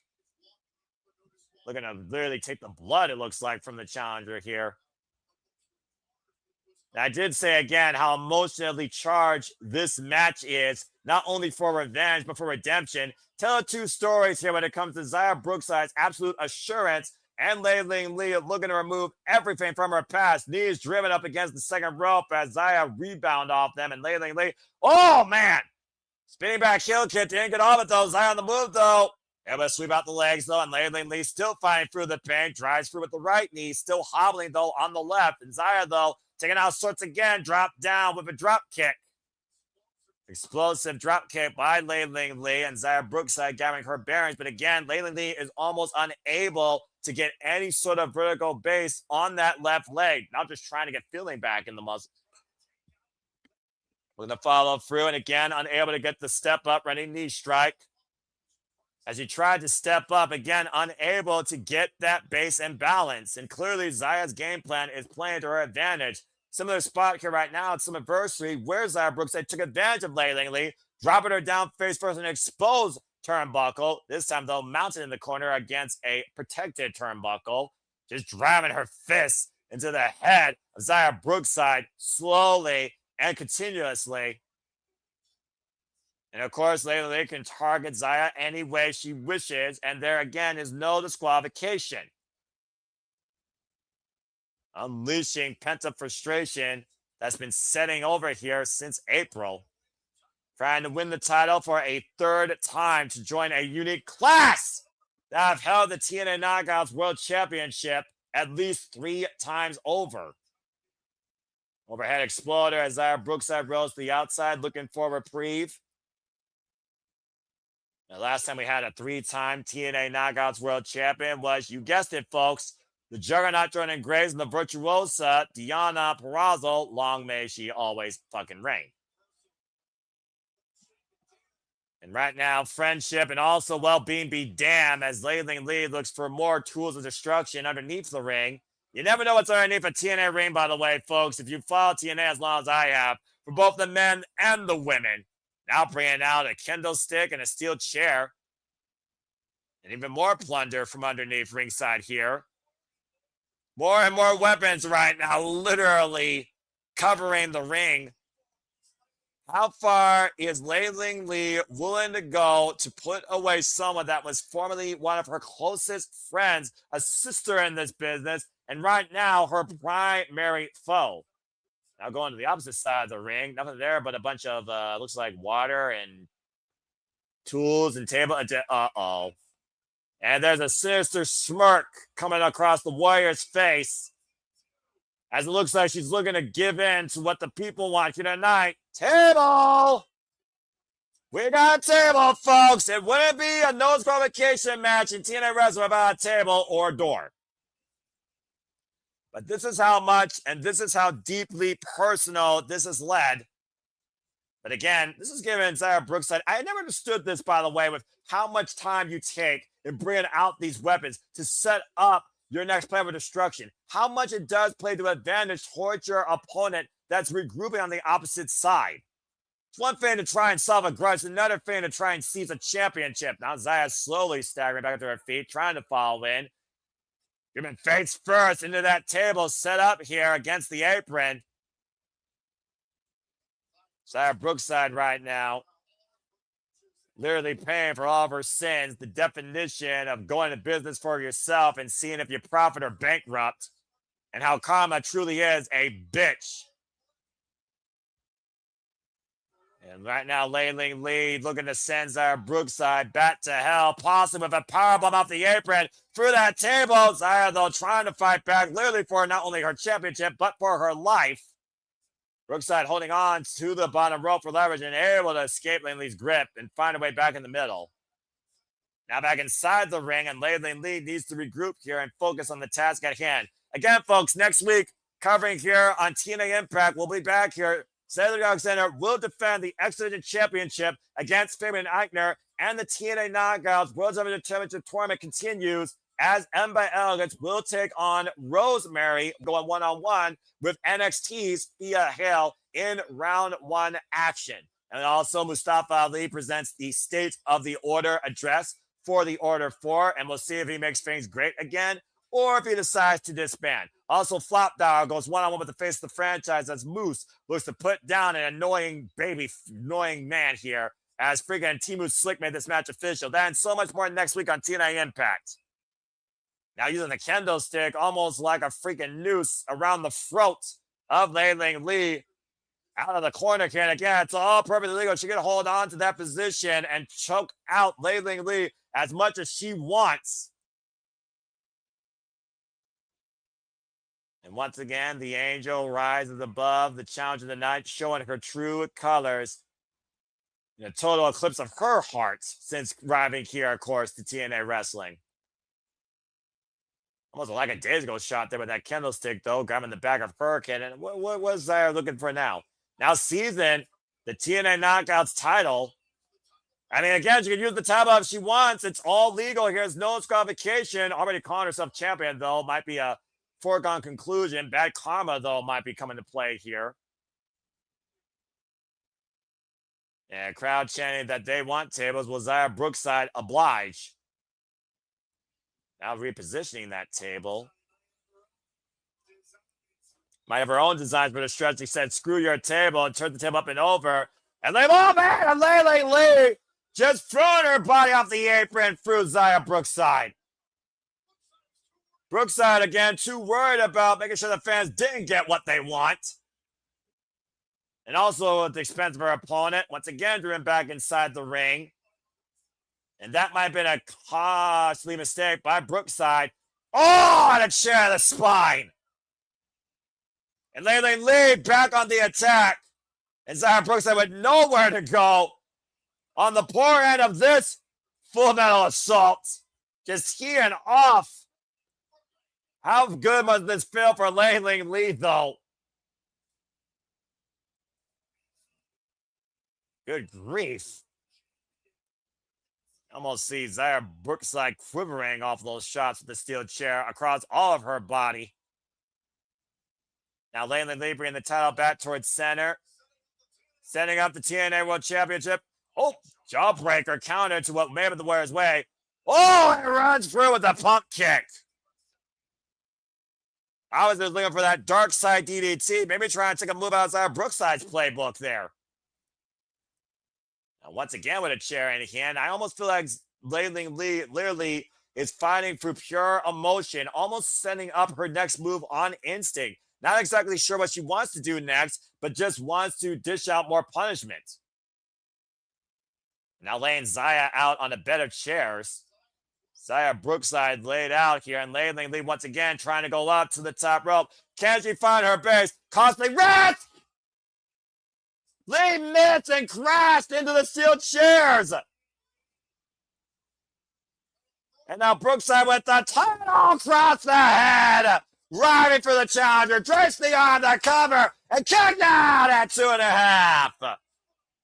Still, the warrior spirit lives through this fight. Much to the disbelief of Xia Brookside.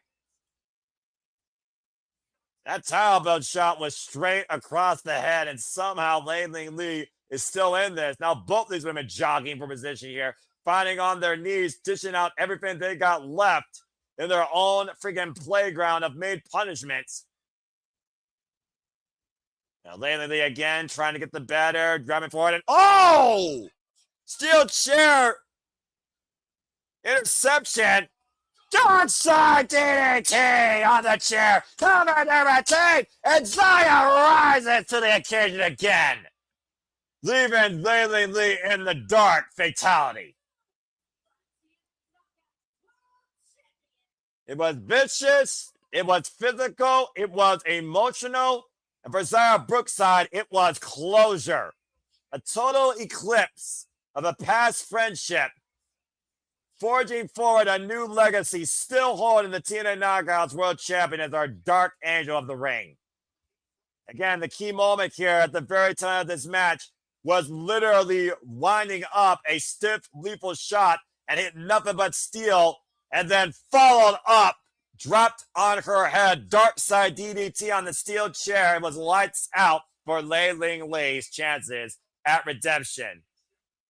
As Xia Brookside maintains her hold on the TNA Knockouts World Championship, and after last week, she says, "You're going to have to try and kill me to seize this from me." And if she's willing to do that to someone she once called her friend, I can only imagine what she's willing to do to anyone in this Knockouts division. Xia Brookside rises to the occasion tonight, leaves TNA tonight, still TNA Knockouts champion. Which way does the Warriors' way carry forward now? Is there light at the end of this proverbial dark tunnel? We'll have to find out next week. Then so much more to come forward here. But for now, TNA Impact comes to a close, and so do we. And I thank you all for tuning in. So once again, on behalf of Simba Studios, I am the Simba Noel Foster, reminding you to make a positive impact in life. Have a good night. Thanks for tuning in to our coverage tonight of TNA Thursday Night Impact. Have a good night, folks.